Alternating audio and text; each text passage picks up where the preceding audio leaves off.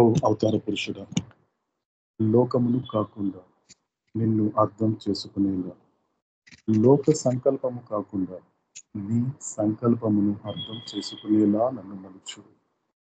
శాశ్వత ప్రియతమ అవతార్ మెహర్ బాబా కీ జై. అందరికీ జై మేర్ బాబా అండి. జై మేర్ బాబా సార్. జై మేర్. అందరికీ ఆడియో క్లియర్గా ఉందండి? వస్తుంది అన్నయ్య. Good good. ఓకే. జై మేర్ బాబా. జై మేర్ బాబా. జై మేర్ బాబా. సో ఈరోజు మనకి షెడ్యూల్ గురించి చెప్తానండి. ఈరోజు షెడ్యూల్ మాత్రం ఉంది. హఫీజ్ పర్షియన్ కప్లెట్స్ మాత్రము దుర్గశ్రీ గారు ప్లే చేస్తారు.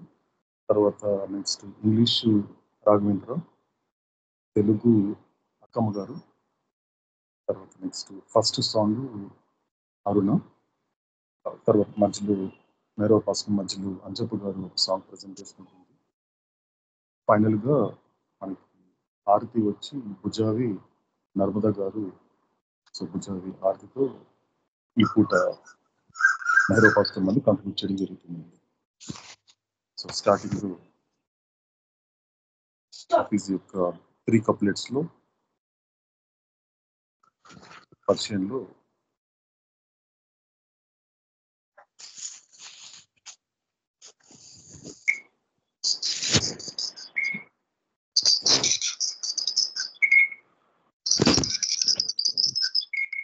शाश्वत प्रीतम अवतार मेहर बाबा की जय.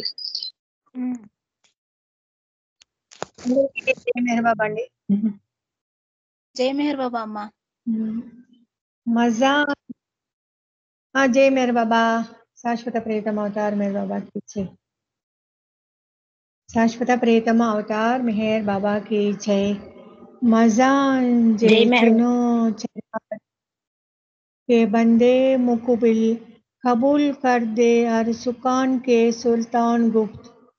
चुबिस नबी शुकान अहले दिल मगू के कतास, शुकान शना नाय दिल बरा कता इंजास.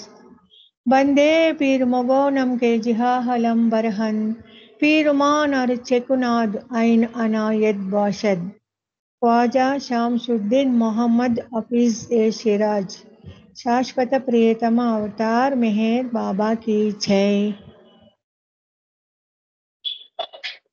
शाश्वत प्रियतम अवतार मेहर बाबा की जय. Befitting a fortunate slave, carry out every command of the master without any question of why and what. About what you hear from the master, never say it is wrong. Because, my dear, the fault lies in your own incapacity to understand him. I am slave of the master who has released me from the ignorance. Whatever my master does is of the highest benefit to all concerned. Shamsuddin Muhammad Hafiz Shiraj, eternal beloved avatar, Meher Baba ki jai.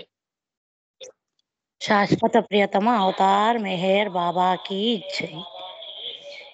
ఎందుకు ఏమిటి అనే ప్రశ్నలు లేకుండా అదృష్టవంతుడైన బానిస వలె నీ గురువు యొక్క ప్రతి ఆజ్ఞను పాలింపుము. గురువు నుండి వినిన దానిని ఎన్నడూ తప్పు అని అనకు. ఎందుకంటే గురువును అర్థం చేసుకోలేని నీ అసమర్థత ఎందే ఆ లోపమున్నది. అజ్ఞాన బంధము నుండి నన్ను విముక్తిని చేసిన నా గురువునకు నేను బానిసను. నా గురువు ఏమి చేసినను తత్సంబంధికులందరికీ అది అత్యంత ప్రయోజనకారి అవుతుంది. మహమ్మద్ హఫీజ్. శాశ్వత ప్రియతమ అవతార్ మెహర్ బాబాకి జై. జై మెహర్ బాబా. శాశ్వత ప్రీతమ అవతార్ మెహర్ బాబా కీ జై. జై మెహర్ బాబా.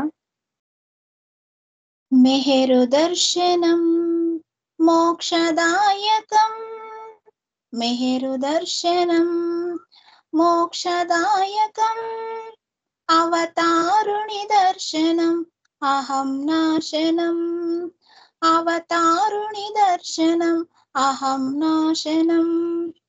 ఆనందదాయకం బాబా దర్శనం, ఆనందదాయకం బాబా దర్శనం, వైకుంఠ దర్శనం, సమాధి దర్శనం, వైకుంఠ దర్శనం, సమాధి దర్శనం, మెహరు దర్శనం, మోక్షదాయకం, మెహరు దర్శనం, మోక్షదాయకం. నిత్యము ఆదర్శులైన ప్రియమండలికి ప్రియతముడే అందించిన ప్రేమ స్పర్శనం, నిత్యము ఆదర్శులైన ప్రియమండలికి ప్రియతముడే అందించిన ప్రేమ స్పర్శనం, భావితరానికి ఎంతో మార్గదర్శనం, భావితరానికి ఎంతో మార్గదర్శనం. ఆ దేవుని సన్నిధిలో జీవించడం, ఆ దేవుని సన్నిధిలో జీవించడం, మెహరు దర్శనం, మోక్షదాయకం.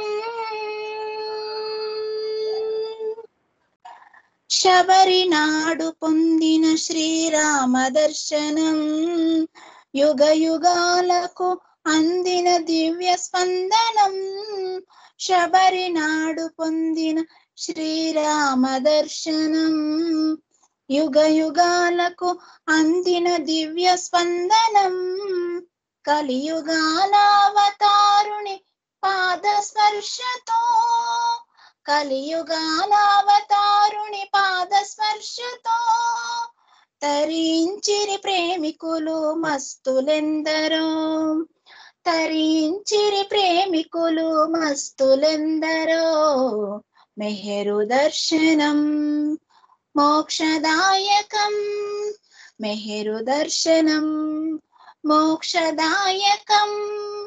అవతారుని దర్శనం, అహం నాశనం, అవతారుని దర్శనం, అహం నాశనం, ఆనందదాయకం బాబా దర్శనం, ఆనందదాయకం బాబా దర్శనం, వైకుంఠ దర్శనం, సమాధి దర్శనం, వైకుంఠ దర్శనం, సమాధి దర్శనం, మెహరు దర్శనం, మోక్షదాయకం, మెహరు దర్శనం, మోక్షదాయకం.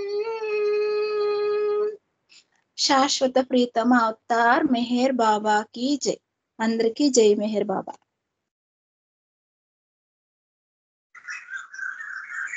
జై మెహర్ బాబా అన్నయ్య.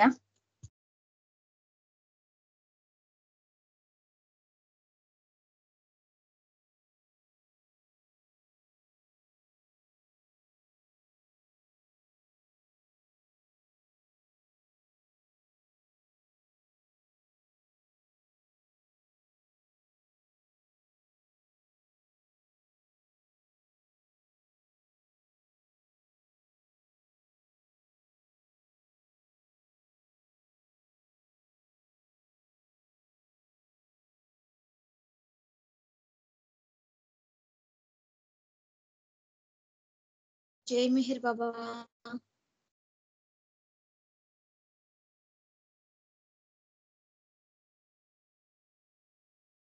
జై మేర బాబా. సారీ అండి, మధ్యలో కొంచెం టెక్నికల్ గా అలా ఇల్లు వస్తూ ఉంది, కొంచెం కనెక్షన్ నాకు ఇక్కడ. ఓకే, ఇప్పుడు అందరికి ఆడియో క్లియర్ గా ఉందండి? ఓకే అన్నయ్య. ఓకే. రైట్. సో ఇప్పుడు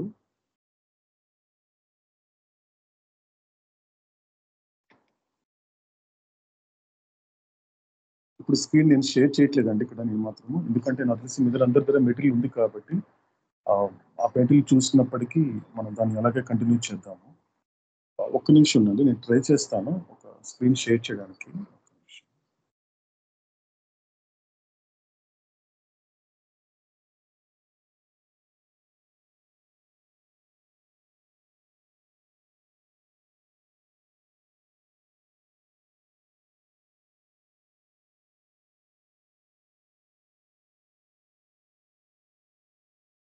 ఓకే, ఎవరికైనా స్క్రీన్ కనిపిస్తోందండి?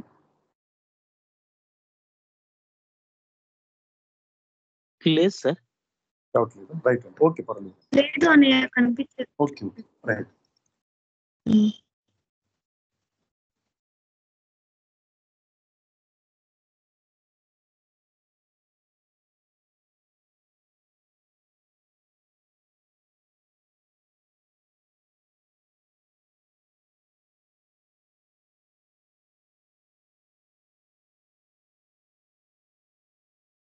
ఓకే అండి, సరే మనం స్టార్ట్ చేద్దాము. ఫస్ట్ వెళ్ళడానికన్నా ముందు ఒక చిన్న రిక్వెస్ట్ అండి. వీళ్ళు చాలా మంది వీడియో ఆన్ చేసుకుంటూ ఉన్నారు మధ్య మధ్యలో. దయచేసి వీడియో ఆన్ చేసుకోకండి, ఎందుకంటే మనం నెక్స్ట్ జర్నీ చేసేటప్పుడు కొంచెం డీవియేషన్గా ఉంటుంది. దయచేసి ఎవరు వీడియో ఆన్ చేసుకోకండి. రెండోది వచ్చేసి నేను 6:30కి ఎగ్జాక్ట్గా నేనే కాల్ చేస్తానండి. నేనే కాల్ చేస్తాను, నేను స్టార్ట్ చేస్తాను. స్టార్ట్ చేశాక మీరు అందరూ కూడా జాయిన్ అయిపోతే సరిపోతుంది, ఎందుకంటే అక్కడ కూడా మనకి డీవియేషన్ లేకుండా ఉంటుంది. సెకండ్ వచ్చేసి ఇంకొకరు సాంగ్ ప్రజెంట్ చేస్తున్నప్పుడు కానీ మాట్లాడుతున్నప్పుడు కానీ ఇంకొకరు ఎవరు అన్మ్యూట్ చేసుకోకండి, జస్ట్ మ్యూట్లో పెట్టుకుంటే, ఎందుకంటే మనకు రీసౌండ్ లేకుండా కొంచెం ఆడియో కూడా క్లియర్గా ఉంటుంది. సో అది ఈ 3 కాస్త కొంచెం గుర్తుపెట్టుకోండి. సో మనం స్టార్ట్ చేయడానికి కన్నా ముందు, మన కంటిన్యూషన్ కన్నా ముందు, సో ఎవరైనా మనకి చెప్పాలనుకుంటున్నారా, ఏదైనా అడగాలనుకుంటున్నారా?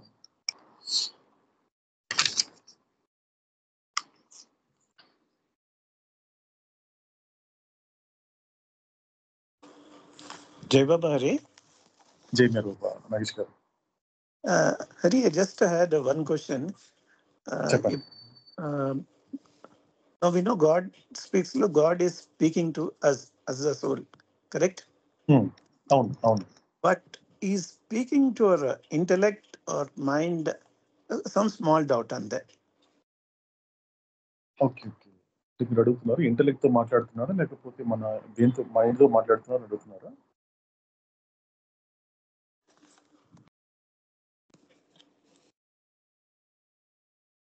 నాగేష్ గారు?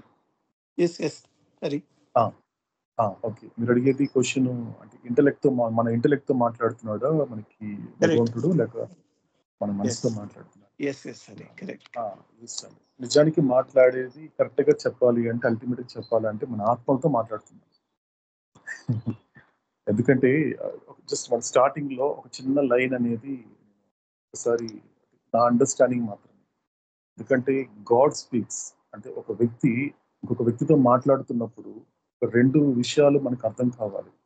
ఎవరితో మాట్లాడుతున్నాడు, ఎందుకు మాట్లాడుతున్నాడు, ఈ 2 క్లారిటీ ఉండాలి. అప్పుడు ఆ కమ్యూనికేషన్ ఒక ప్రాపర్ వేలో వెళ్తుంది. ఇది ఒక వ్యక్తి ఇద్దరు కలిసి మాట్లాడుకుంటున్నారంటే, ఇప్పుడు ఎవరితోనే మాట్లాడాలనుకోండి, నేను ఫస్ట్ డిసైడ్ చేసుకోవాలి ఎవరితో మాట్లాడాలంటే, నేను డిసైడ్ చేసుకోవాలి. సెకండ్ ఏంటి అంటే ఎందుకు మాట్లాడాలనుకుంటున్నాను, ఇది ఇంపార్టెంట్. ఈ 2 విషయాలు చాలా ఇంపార్టెంట్ ఒక కమ్యూనికేషన్ చేయాలంటే.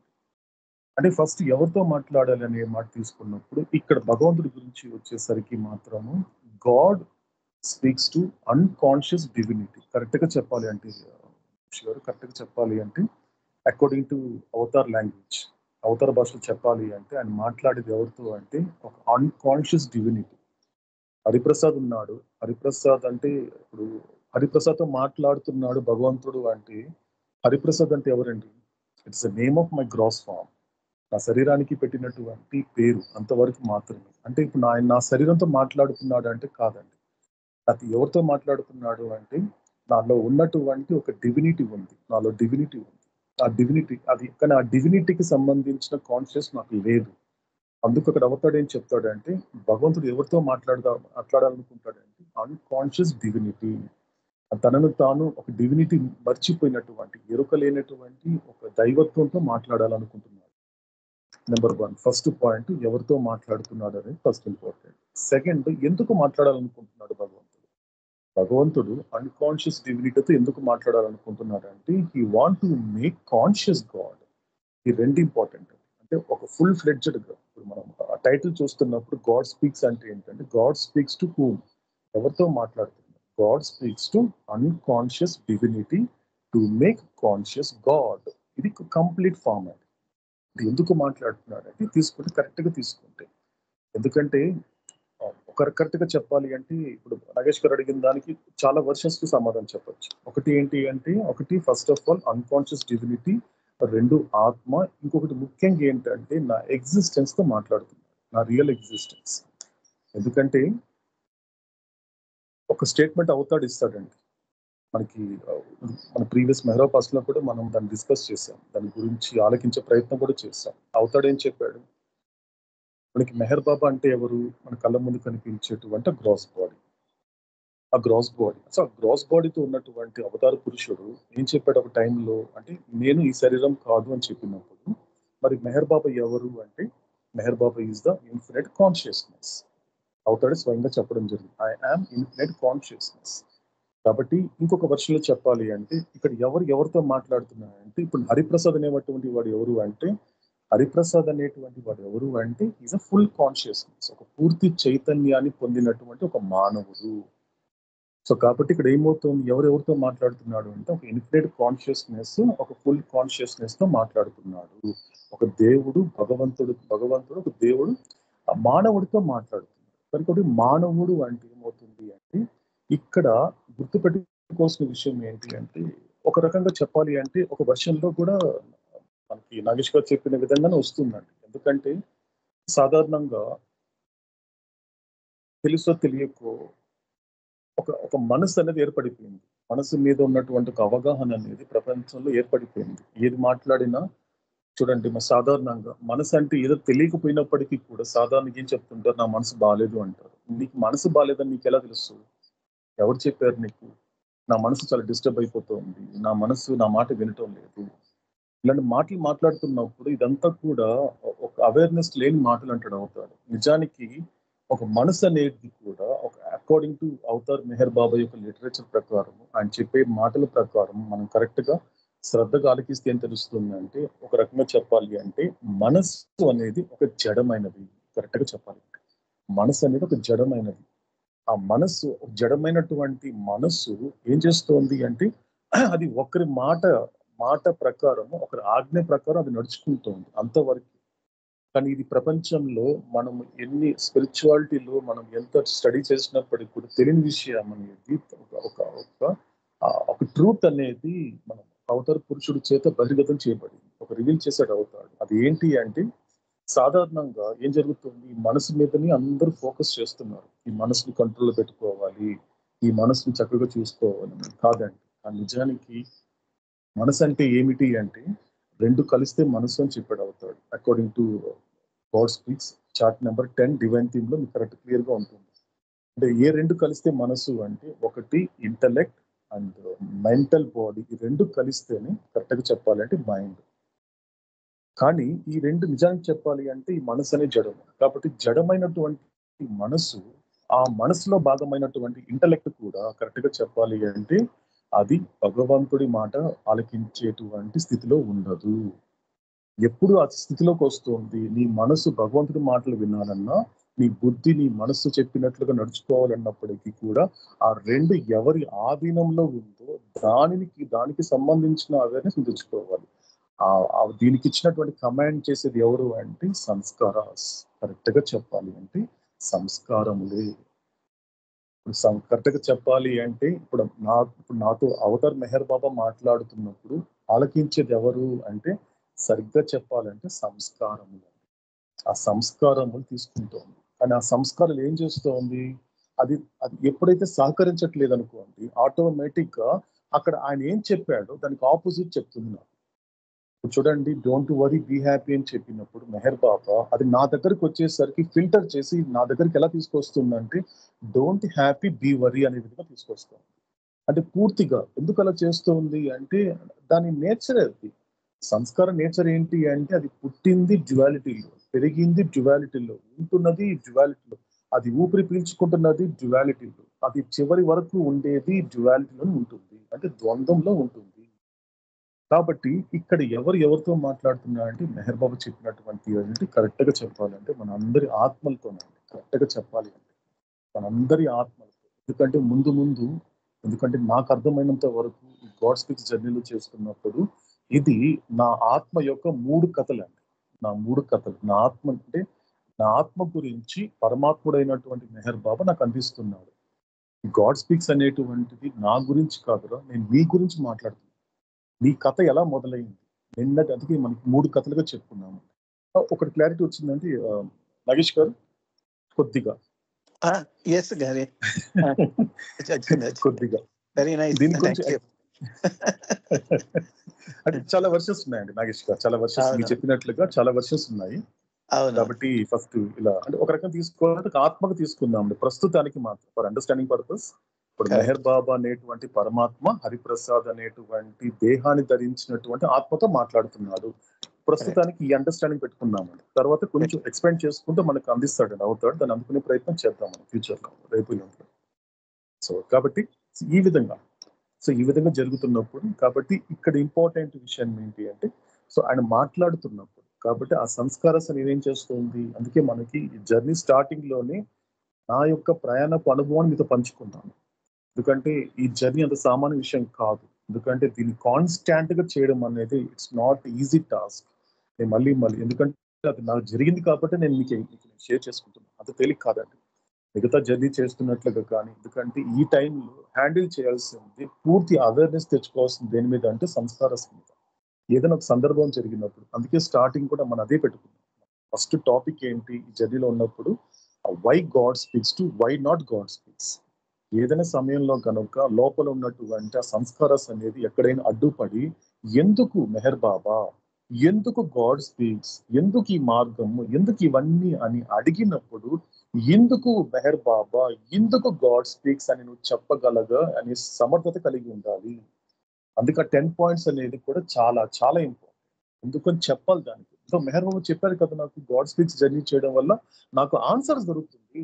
నీకు ఆన్సర్ తెలియదు, నాకు ఆన్సర్ తెలియదు కదా. సంస్కారమా, ఎలా ఆన్సర్ మనం పొందాలి. మనం వచ్చింది ఈ జన్మ తీసుకుని దానికోసం, ఈ లోకానికి వచ్చింది దానికోసం.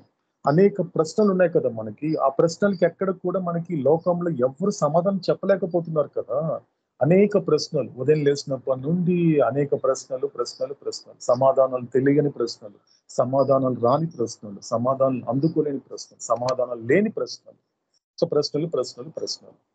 నిజాన్ని చెప్పాలి అంటే ఒక మనిషి ఒక విధమైనటువంటి ఒక డిప్రెస్ అయిపోవడానికి, ఒక యాంగ్జైటీ కానీ, ఒక భయభ్రాంతులకు లోను కావడానికి ఏంటంటే, చాలా అనవసరమైనటువంటి ప్రశ్నల్ని తన బుర్రలో నింపేసుకున్నాడు. నా లైఫ్ లో ఎందుకు ఇలా జరుగుతోంది, అతను ఏంటి నేను అనుకున్నట్టు నడుచుకోవట్లేదు, నిన్నటి వరకు ఇతను బాగున్నాడు కదా, ఈ రోజు ఏంటి నాతో ఇతను అలా ఉంటున్నాడు. చూడండి, బాగా అబ్జర్వ్ చేయండి.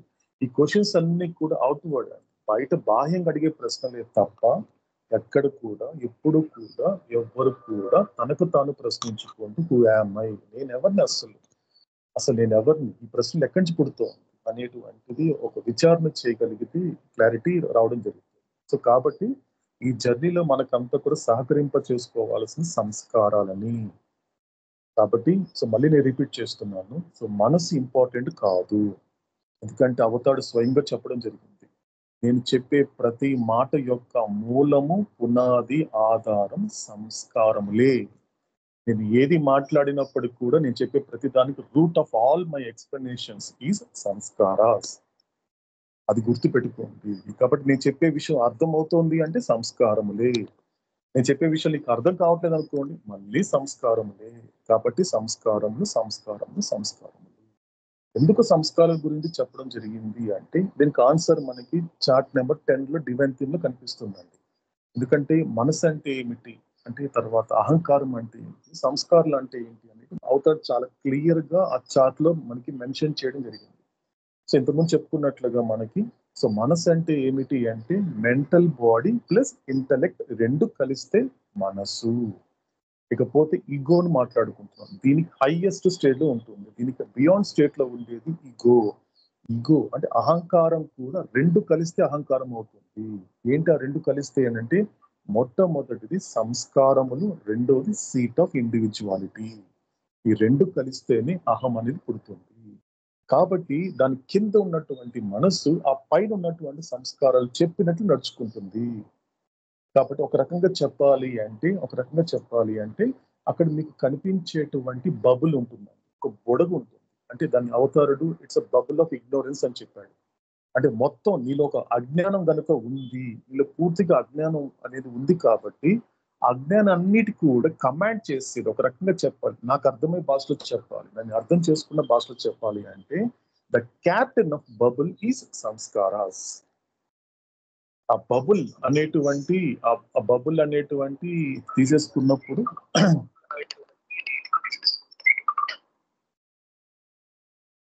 సో ఆ బబుల్ అనేది అది తీసుకుంటే ఒక అజ్ఞానాన్ని ఒక బబుల్ తో కంపేర్ చేసుకుంటే ఆ బబుల్ అన్నిటికీ కూడా ఒక క్యాప్టెన్ ఎవరు అంటే ఇది సంస్కారాస్. ఇంకా బాగా అబ్జర్వ్ చేస్తే ఇంకొక చిన్న ఎగ్జాంపుల్ ద్వారా ఇంకొంచెం బ్యూటిఫుల్ గా తెలుసుకోవచ్చు అండి. అది ఏం ఎగ్జాంపుల్ అంటే ఒక షిప్ చూడండి మీరు, ఒక ఓషియన్ లో షిప్ వెళ్తుంది, సముద్రంలో షిప్ వెళ్తుంది. ఇప్పుడు ఆ షిప్ వెళ్తున్నప్పుడు ఇప్పుడు చూడండి ఆ షిప్ నడిపించేటువంటి వాడు ఎవరు అంటే క్యాప్టెన్ నడిపిస్తూ ఉంటాడు.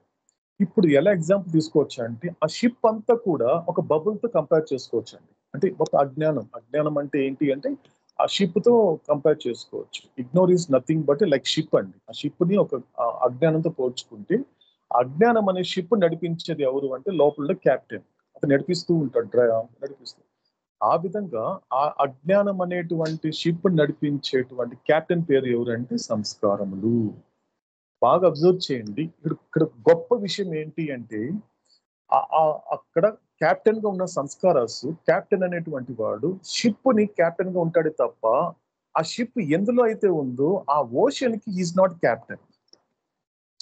అతను అనుకుంది అతను ఎలా డైరెక్ట్ చేయాలి, ఎలా తీసుకెళ్లాలి షిప్ అనేది అతను చూసుకుంటాడే తప్ప ఓషన్ ని మాత్రం కంట్రోల్ చేయలేడు. ఆ పక్కన కింద ఉన్నటువంటి సముద్రాన్ని కంట్రోల్ చేయలేడు. సో ఆ ఓషన్ ఏంటి అంటే ఆత్మని సంస్కారాలు కంట్రోల్ చేయలేదు. ఆత్మకి ఏదైనా సరే లోబడి ఉండాల్సిందే. ఇది గుర్తుపెట్టుకుంటే చాలండి.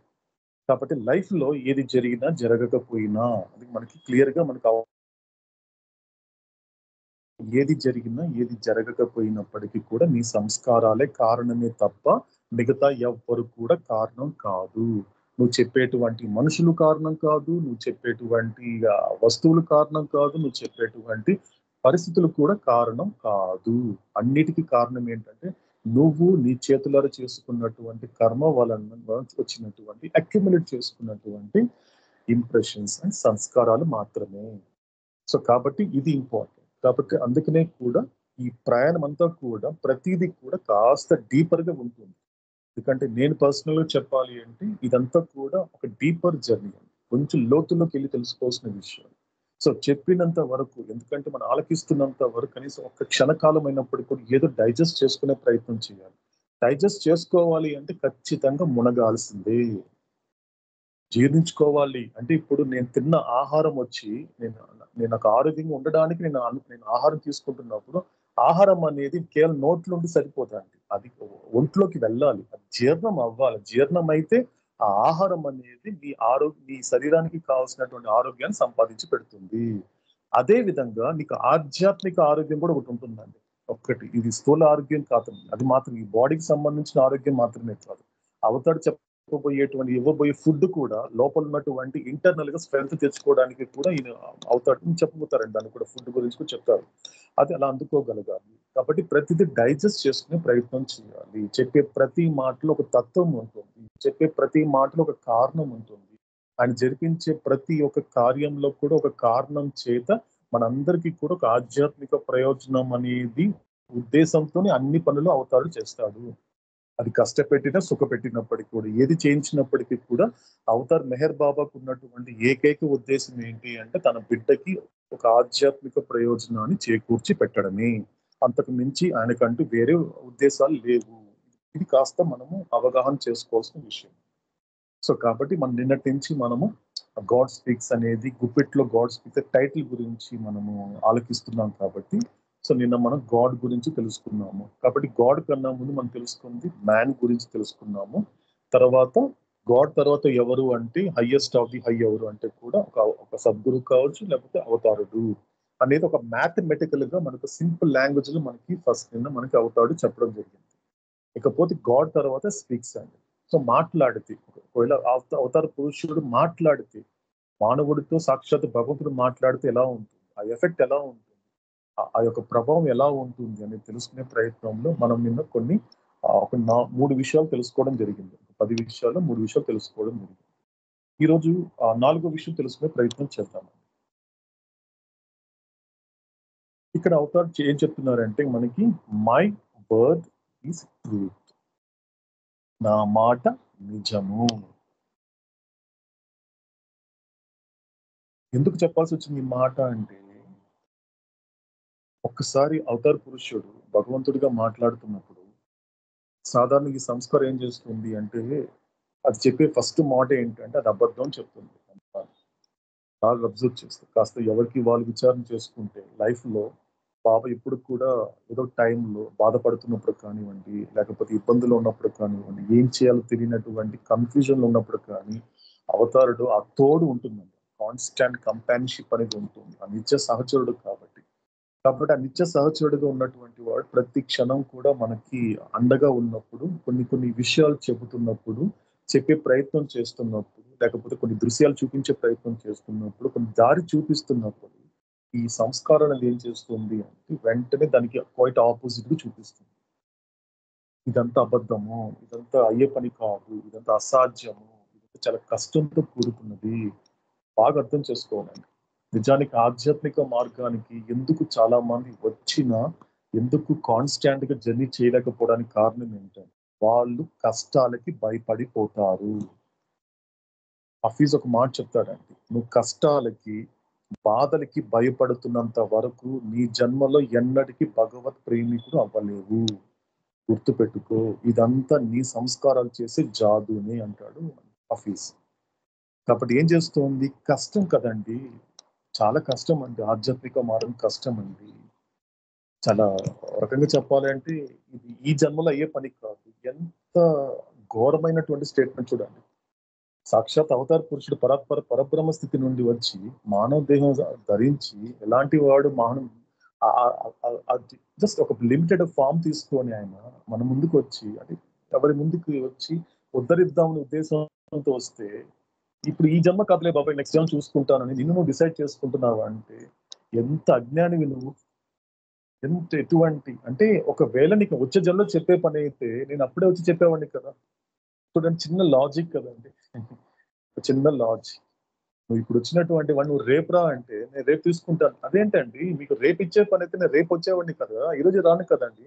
మీరు ఈరోజు వేసుకోవాలండి మందులు, ఈరోజు వేసుకోవాలండి. అంటే రేపు వేసుకుంటానంటే మీరు రేపు వేసుకునే మందులు రేపు ఉన్నాయండి, ఈరోజు వేసుకోవాల్సిన మందులు ఇప్పుడు వేసుకోవాలి. ఈరోజు వేసుకోకపోతే మీకు ఇబ్బంది పడతారండి అనేటువంటిది సాధారణంగా మనం వింటూ ఉంటాం. అలా ఏమైపోతుంది, కష్టం కష్టం కష్టము, అయ్యే పని కాదు. బాబా చెప్పిన జీవితం గడపడం కష్టము, కష్టం కష్టం అన్నప్పుడు అవతారుడు ఎంత గొప్పవాడు అంటే మనకి ఒకసారి కాస్త శ్రద్ధ పెడితేనండి ఎలా ఉంటుందో తెలుసా అండి. ఈ కష్టం అనేది కూడా ఎందుకని ఆయన యాక్సెప్ట్ చేశాడు అవతారుడు. అవునా, ఈ కష్టం అయింది నీకు, ఓహో నీ వల్ల కావట్లేదా, ఓకే ఓకే అని చెప్పి ఇదే గాడ్ స్పీక్స్ లో మనకున్నటువంటి gross impressions, for example impressions ని అవతారుడు ముందు మనకి అందించబోతాడు మనకి ఇదే గాడ్ స్పీక్స్ లో. సో 3 కేటగిరీస్ చేశారండి ఇంప్రెషన్స్ ని. Gross impressions, subtle impressions, mental impressions. అంటే స్థూల సంస్కారాలు, సూక్ష్మ సంస్కారాలు, మానసిక సంస్కారాలు, అండ్ ఫైనల్ గా వచ్చేసి సంస్కార రహితం అంటే నో ఇంప్రెషన్స్ స్టేట్కి వెళ్ళిపోవడం. సో ఇది దీంట్లో ఉన్నటువంటి ఫస్ట్ కేటగిరీ అనేటువంటి గ్రాస్ ఇంప్రెషన్ గురించి అవుతాడు చెప్తూ, ఓకే గ్రాస్ ఇంప్రెషన్స్ అనేది కూడా నిజానికి నువ్వేం చెప్పావు ఇంతకు ముందు, బాబా చాలా కష్టంగా ఉంది బాబా ఈ మార్గంలో, బాబా చాలా కష్టంగా ఉంది బాబా నువ్వు చెప్పిన జీవితం గడపాలంటే, బాబా చాలా కష్టంగా ఉంది బాబా నువ్వు చెప్పినట్లుగా నడుచుకోవాలంటే, ఈ ప్రపంచంలో నా వల్ల కావట్లేదు బాబా, ప్రాక్టికల్ గా ఒక్కోసారి చాలా కష్టంగా ఉన్నాయి, ప్రయత్నించాను బాబా చాలా కష్టంగా ఉంది బాబా, అందుకే విడిచిపెట్టేశాను బాబా, గాడ్ స్పీక్స్ విడిచిపెట్టేస్తాను, ఆధ్యాత్మిక మార్గం విడిచిపెట్టేస్తాను. కాబట్టి ఉన్నప్పుడు అప్పుడు అవతార్ చెప్పిన మాట ఏంటో తెలుసా అండి, ఇది క్వైట్ న్యాచురల్, ఇది సహజమైన విషయమే అని చెబుతూ ఆ గ్రాస్ ఇంప్రెషన్ కి అవతాడు ఇంకో పేరు పెట్టాడండి. ఫస్ట్ టైం మీరు చూస్తే జర్నీలో వస్తుందండి. ఈ స్థూల సంస్కారాలకి ఆయన పెట్టినటువంటి ఇంకో పేరు ఏంటి అంటే హార్డ్ అండ్ డెన్స్ ఇంప్రెషన్స్ అన్నాడు అవుతాడు. హార్డ్ అండ్ డెన్స్ ఇంప్రెషన్స్ అంటే కష్టతరమైన దట్టమైన సంస్కారాలకి ఇంకొక పేరు స్థూల సంస్కారాలు. చాలా దట్టంగా ఉంటాయి, అంత తేలిక కాదు. నేను అది చెప్తున్నాను కదా, ఎందుకంటే ఒక మాట మనకి అష్యూరెన్స్ ఇస్తాడంటే అవుతాడు. అది ఎంతవరకు అంటే నా అండర్స్టాండింగ్ ప్రకారము ఎవరైతే ఈ మాటని గనుక కట్టుబడి ఉంటే, ఈ మాట గనుక అంటి పెట్టుకుంటే ఖచ్చితంగా ఈ లోకానికి వచ్చిన పనిని ఆయన దగ్గరుండి పూర్తి చేయిస్తాడండి, అవుతాడు. అది ఆ మాట ఏంటో తెలుసా అండి? ఒక మాట ఎప్పుడు చెప్తూ ఉంటాడు. ఎక్కడైనా డిసప్పాయింట్ అయిపోతూ ఉంటే, ఎక్కడైనా కూడా మనకి ఇది కష్టం అనిపించినప్పుడు అవుతాడు ఒక మాట అంటాడు, ఒప్పుకున్నాడండి అవుతాడు. ఏం చెప్తాడు తెలుసండి అవుతాడు? కష్టమే కానీ సాధ్యపడుతుంది. ఈ లైన్ కాస్త క్యారీ చేద్దామండి ఈ రోజు నుంచి, ఈ సెకండ్ నుంచి. ఇది మాత్రం అవతారుడు క్యారీ చేయాలి, ఈ మాటని మాత్రం. ఎందుకంటే ఇది సంస్కారాలకి చెప్పాలి, వీటైనా ఒక సమాధానం చెప్పాలి. కష్టమే కానీ సపరేట్ అవతారు చెప్తున్నాడండి. కష్టమే, నేను చెప్తున్నాను కదా, నీకు సాధ్యపడుతుంది. నా మాట ఆలకించడం నీకు సాధ్యపడుతుంది. నేను చెప్పే మాటని శ్రద్ధగా ఆలకించడం నీకు సాధ్యపడుతుంది. మూతబడినటువంటి నీ కళ్ళు తెరుచుకోవడం అనేది సాధ్యపడుతుంది. మూతబడినటువంటి ఆ కళ్ళతో నువ్వు గనుక కర్మలు చేయగలిగితే నువ్వు కర్మయోగి అవడం అనేది సాధ్యపడుతుంది. కర్మయోగిగా గనక నువ్వు చేయగలిగితే ఎటువంటి సంస్కారాలు అనేది కూడా పోగు చేసుకోకుండా, ఎటువంటి సంస్కారాల చేత బంధింపబడకుండా, ఎవరికి కూడా లోబడకుండా నువ్వు ఒక స్వేచ్ఛగా ఉండడానికి సాధ్యపడుతుంది. చివరికి నువ్వు భగవంతుడు అవ్వడం కూడా సాధ్యపడుతుంది. ఇదొక్క లైన్ చాలండి, ఇదొక్క లైన్ చాలు, ఇంకేం అవసరం లేదు. నాకు నా అండర్స్టాండింగ్ మాత్రం చెప్తున్నాను, ఇది నా వ్యక్తిగత ప్రయాణపు అనుభవం మాత్రమే. కాబట్టి కష్టమే కానీ సాధ్యపడుతుంది. ఇది ఇప్పుడు కాస్త క్యారీ చేయవలసినటువంటి ఒక command of the Avatar. Avatar చెప్పిన మాటల్లో కూడా ప్రతిదీ కూడా కష్టమే. ఎందుకంటే ఆ స్థూల సంస్కారాల యొక్క సహజమైనటువంటి నేచర్. నీకున్నటువంటి గ్రాస్ ఇంప్రెషన్స్ ఏదైతే ఉన్నాయో, ఏం చేస్తుంది గ్రాస్ ఇంప్రెషన్ కూడా? ఎప్పుడు 24 గంటలు నీ గ్రాస్ బాడీ గురించి, నీకు ఇష్టమైన గ్రాస్ బాడీ గురించి ఆలోచించేలా చేస్తుంది. సెకండ్, ఈ కళ్ళ ముందు కనిపించేటువంటి గ్రాస్ వరల్డ్ గురించి ఆలోచించవు తప్ప ఇంకా దాని మించి నువ్వు దాన్ని దాటి వెళ్ళలేకుండా చేస్తుంది గ్రాస్ ఇంప్రెషన్. ఇంతకు మించి ఇక్కడ ఏం లేదు. నీ శరీరమే శాశ్వతం, నీకు ఇష్టమైనటువంటి పక్క శరీరాలు శాశ్వతం. కాబట్టి నీ శరీరానికి ఏమైనా, నీకు ఇష్టమైన శరీరాలకి ఏమైనా అయినప్పటికీ కూడా నువ్వు తట్టుకోలేవు, అసలు నువ్వు బతకలేవు అనేస్తుంది. అందుకే ఒక్కసారిగా సపరేషన్ వచ్చేస్తే మాత్రం మనిషి తట్టుకోలేకపోతున్నాడు. శాశ్వతంగా ఎవరు బాడీ డ్రాప్ చేసినప్పుడు కానీ, ఇవన్నీ కంటికి కనిపించకుండా పోయినప్పుడు, ఆ సపరేషన్, ఆ ఎడబాటు జరిగినప్పుడు మాత్రం ఎందుకు తట్టుకోలేకపోతున్నాడు అంటే అతను దానికే లోబడిపోయాడే. అందుకే దానికి లోబడిపోయాడు. అంటే కష్టం అనుకుంటున్నాడే తప్ప ఆ తర్వాత చెప్పిన మాట, అవతాడు చెప్పిన మాట మర్చిపోతున్నాడు అంటే గుర్తించటం లేదు. ఎందుకంటే అవతాడు ఎప్పుడు చెప్తుంటాడు అండి, నాకు భగవంతుడు గుర్తు రావటం లేదు. ఎందుకు అంటే అవతాడు చెప్పిన మాట ఏంటి అంటే, నేను నీకు గుర్తు రావటం లేదు అంటే దానికి కారణం ఏంటో మళ్ళీ చెప్తాను. నువ్వు ఎప్పుడైనా నిద్ర లేసిన తర్వాత ఇది నా శరీరము, నేను హరిప్రసాద్ని, ఇది నా ఇల్లు, వీళ్ళంతా నా తల్లిదండ్రులు, అంతా కూడా నా భార్య బిడ్డలు, ఇది నా ప్రపంచము అనేమన్నా నువ్వు గుర్తించే ప్రయత్నం చేసావురా నువ్వేనా? నువ్వు నిద్ర లేవగానే ఈ శరీరం ఇది నా శరీరమే కదా అని నువ్వే తట్టుకున్నావా? నీ శరీరాన్ని నువ్వు గుర్తిస్తున్నావా? లేదే. సహజంగా లేస్తున్నావు కదా, నేను హరిప్రసాద్, లేచి నువ్వు మామూలు పనులు చేసుకుంటున్నావు కదా, అన్ని గుర్తుంటున్నాయి కదా. నిద్ర లేసిన తర్వాత ఆఫీస్కి వెళ్ళాలి, నిద్ర లేసిన తర్వాత వ్యాపారం చేసుకోవాలి, నిద్ర లేసిన తర్వాత అక్కడికి వెళ్ళాలి, ఇవన్నీ గుర్తున్నాయి కదా నీకు. అంటే ఏం చేస్తున్నావు? అంటే ఎంతవరకు అంటే నీ స్థూల విషయాలు, ప్రాపంచిక విషయాలు గుర్తించి చక్కగా గుర్తు పెట్టుకుంటున్నావే. కానీ ఆధ్యాత్మికత వచ్చేసరికి మాత్రము నేను గుర్తుండటం లేదు అంటున్నావు, నేను చెప్పిన విషయాలు గుర్తుండటం లేదు అంటే కారణం ఏంటో తెలుసా? ఇక్కడ ప్రాబ్లం గుర్తుండకపోవడం కాదు, నువ్వు గుర్తించలేకపోవడం ప్రాబ్లం అన్నాడు అవుతాడు.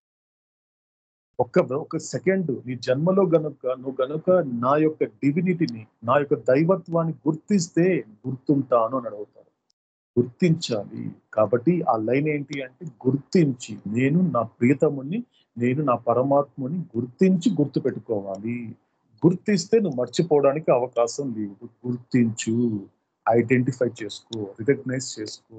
ఆ గుర్తిస్తే తప్ప నువ్వు ఆయనకి గుర్తుండడు. కాబట్టి నువ్వు గుర్తించరా. కాబట్టి నన్ను గుర్తించనివ్వకుండా నీ గ్రాస్ ఇంప్రెషన్స్ అనేది అడ్డుపడుతుంది. కాబట్టి గుర్తు పెట్టుకో. కాబట్టి నేను మళ్ళీ చెప్తున్నాను, నా మాట నిజము, నా మాట ఎన్నటికీ అబద్ధం అవ్వదు. నేను ఒక మాట చెప్పాను అంటే అది జరిగి తీరుతుంది.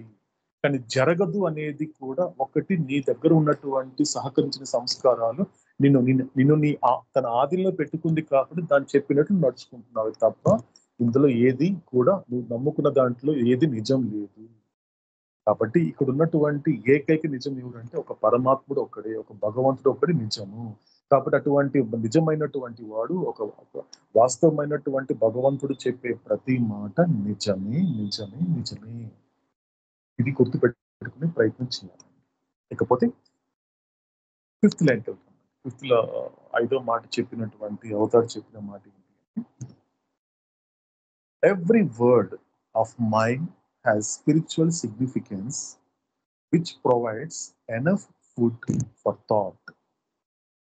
నేను మాట్లాడే ప్రతి మాట ఆధ్యాత్మిక ప్రాముఖ్యత కలిగి ఆలోచనకి కావలసిన సరిపడ ఆహారాన్ని సమకూర్చి పెడుతుంది. మనం మాట్లాడుకున్నాం కదండి, ఫుడ్ గురించి మాట్లాడుకున్నాం. ఏ ఫుడ్ గురించి మాట్లాడుకున్నాం? సాధారణంగా జీవులందరికీ కూడా, మనుషులందరికీ కూడా తెలిసినటువంటి ఫుడ్ ఏంటి అంటే ఈ శరీరానికి అందించే ఫుడ్ అనేది తెలుస్తుంది. ఇష్టమైన ఫుడ్ కావచ్చు, లేక ఆరోగ్యకరమైన ఫుడ్ కావచ్చు. మొత్తానికి ఈ శరీరాన్ని ఆరోగ్యంగా ఉంచుకోవడానికి ఆ రుచికరమైనటువంటి ఆహారం కావచ్చు, లేకపోతే ఆరోగ్యకరమైనటువంటి ఆహారం కావచ్చు, ఏది తీసుకున్నా కూడా ఒక ఫుడ్ అనేది సాధారణంగా తీసుకుంటుంటారు. కానీ ఇక్కడ అవతార్ చెప్పిన మాట ఏంటి అంటే, కానీ ఇంకొక ఫుడ్ కూడా ఉంది. కానీ గుర్తుపెట్టుకో, నువ్వు ఏదైతే ఆహారం అందిస్తున్నావో అది శరీరానికి అందిస్తున్నావు. కానీ నీ ఆలోచనకి కూడా ఒక ఆహారం కావాలి అని ఆలోచనకి ఎప్పుడైనా వచ్చిందా? నీ శరీరానికి 24 గంటలు నీ శరీరం యొక్క ఫుడ్ గురించి మాట్లాడుతున్నావు కదా. రేపేం ఇప్పుడేం తింటాము, తర్వాత ఏం తింటాము, రేపేం తింటాము, వచ్చే వారం ఏం తింటాము అనే ఫుడ్ గురించి మాట్లాడుతున్నావు కదా. కానీ ఎప్పుడైనప్పటికీ కూడా నీకు ఒక ఆలోచన ఉంది. ఎందుకంటే నువ్వు సరిగ్గా ఆలోచన చేయట్లేదు. నేను మనం డిస్కస్ చేశామండి. నేను మనకు అవతాడు చెప్పిన మాట 5 విషయాలు చెప్పడం జరిగింది.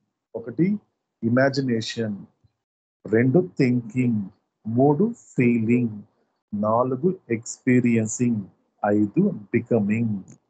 ఈ 5 స్టెప్స్ ఉంటుందండి. 5 స్టేజెస్ ఆఫ్ లైఫ్ అండి స్పిరిచువల్ లైఫ్ లో. ఫస్ట్ ఊహించుకోవడము, 2 ఆలోచించడము, 3 అనుభూతి చెందడము, 4 అనుభవించడము, 5 అయిపోవడము, తయారవడం. ఇక్కడ ఏం జరుగుతోంది అంటే, ఇక్కడ ఎక్కడ కూడా నువ్వు ప్రతిదీ కూడా ఇమాజిన్ చేసుకుంటున్నావు. ప్రతిదీ ఇమాజిన్ చేసుకుంటున్నావు. నిజానికి ఏం జరగలేదు అక్కడ. ఎలా ఉంటుందో తెలుసా అండి, సాధారణంగా మనిషి యొక్క ప్రవర్తన, మనిషి యొక్క జీవితం ఎలా ఉంటుంది అంటే, అవతాడు జనరల్ గా చెప్తాడు ఒక చోట. నిజానికి ఒక మనిషి డిస్టర్బ్ అవ్వాలన్నా, లేకపోతే హ్యాపీగా ఉండాలన్నా కూడా ఈ 2 కూడా జరిగే విషయాల పట్ల ఆధారపడి ఉంటుంది. ఇప్పుడు చూడండి, ఒక మనిషి బాధపడుతున్నాడు, ఒక చోట కూర్చొని ఏడుస్తున్నాడు అనుకోండి. ఎందుకని ఏడుస్తున్నావు అంటే, ఏమంటే అది జరిగిందండి, ఆ జరిగిన దానికి నేను తట్టుకోలేకపోతున్నాను అంటాడు. ఇంకొక చోటుకి వెళ్ళండి, ఇంకొక చోట హ్యాపీగా ఒక డాన్స్ వేసుకుంటూ పోతున్నాడు. ఎందుకు అలా డాన్స్ వేస్తుంది, ఎందుకు అంత ఎంజాయ్ చేస్తున్నావు అంటే, నేను అనుకుని జరిగింది అక్కడ, నేను అనుకున్నవి జరిగిపోతున్నాయి కాబట్టి నేను హ్యాపీగా ఉన్నాను అంటున్నాడు. అంటే ఇక్కడ బాధపడేవాడు కూడా ఏదైతే జరగకూడదు అనుకుంటున్నాడో అది జరిగేసరికి ఇతను బాధపడుతున్నాడు. అక్కడ మాత్రం ఏదైతే జరగాలనుకున్నాడో అది జరిగేసరికి అతను హ్యాపీగా ఉంటున్నాడు. అంటే ఇక్కడ కారణం ఏంటి? నువ్వు హ్యాపీగా ఉండాలన్నా, లేకపోతే మిజరీగా ఉండాలన్నప్పటికీ కూడా జరిగే విషయాల పట్ల నువ్వు ఆధారపడి ఉన్నావు. కానీ అవతాడు ఏం చెప్తాడో తెలుసా అండి, నిజానికి ఇక్కడ ఏమీ జరగడం లేదు. గతంలో ఏమీ జరగలేదు, ప్రస్తుతం ఏది జరగటం లేదు, భవిష్యత్తులో కూడా ఏది జరగదు. ఏదో జరుగుతుంది అంటుంది, అది నీ సంస్కారాల యొక్క ఊహ. స్పష్టంగా అవుతాడు చెప్పేశాడండి. ఇక్కడ ఏం జరగలేదు, యాజ్ ఇట్ ఈస్ గా ఉంది క్రియేషన్. క్రియేషన్ లో ఏం జరగటం లేదు. క్రియేషన్ వచ్చింది, ఆ ఎగ్జిస్టెన్స్ అనేది తీసుకొచ్చాను, సృష్టికర్తగా సృష్టిని తీసుకొచ్చాను. కానీ నిజానికి అక్కడ ఏం జరగటం లేదు. సమస్య ఏంటో తెలుసా?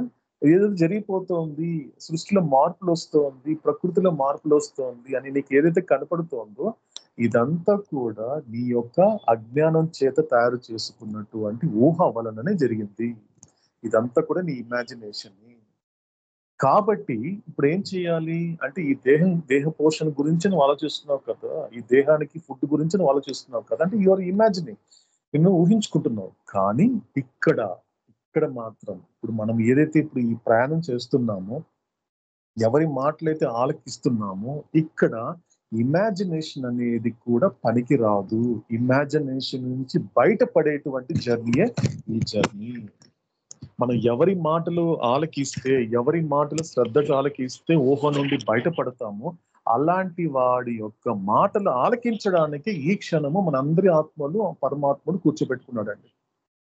ఇది గుర్తుపెట్టుకుని కాస్త గుర్తుంచుకునే ప్రయత్నం చేద్దామండి. కాబట్టి ఇక్కడ అవతారుడు చెప్పేటువంటి మాట ఏంటి అంటే, కాబట్టి నీ యొక్క ఇమాజినేషన్ దాటిన తర్వాత ఉన్నటువంటి థాట్, ఆలోచనకి నీకు ఒక ఆహారం కావాలి.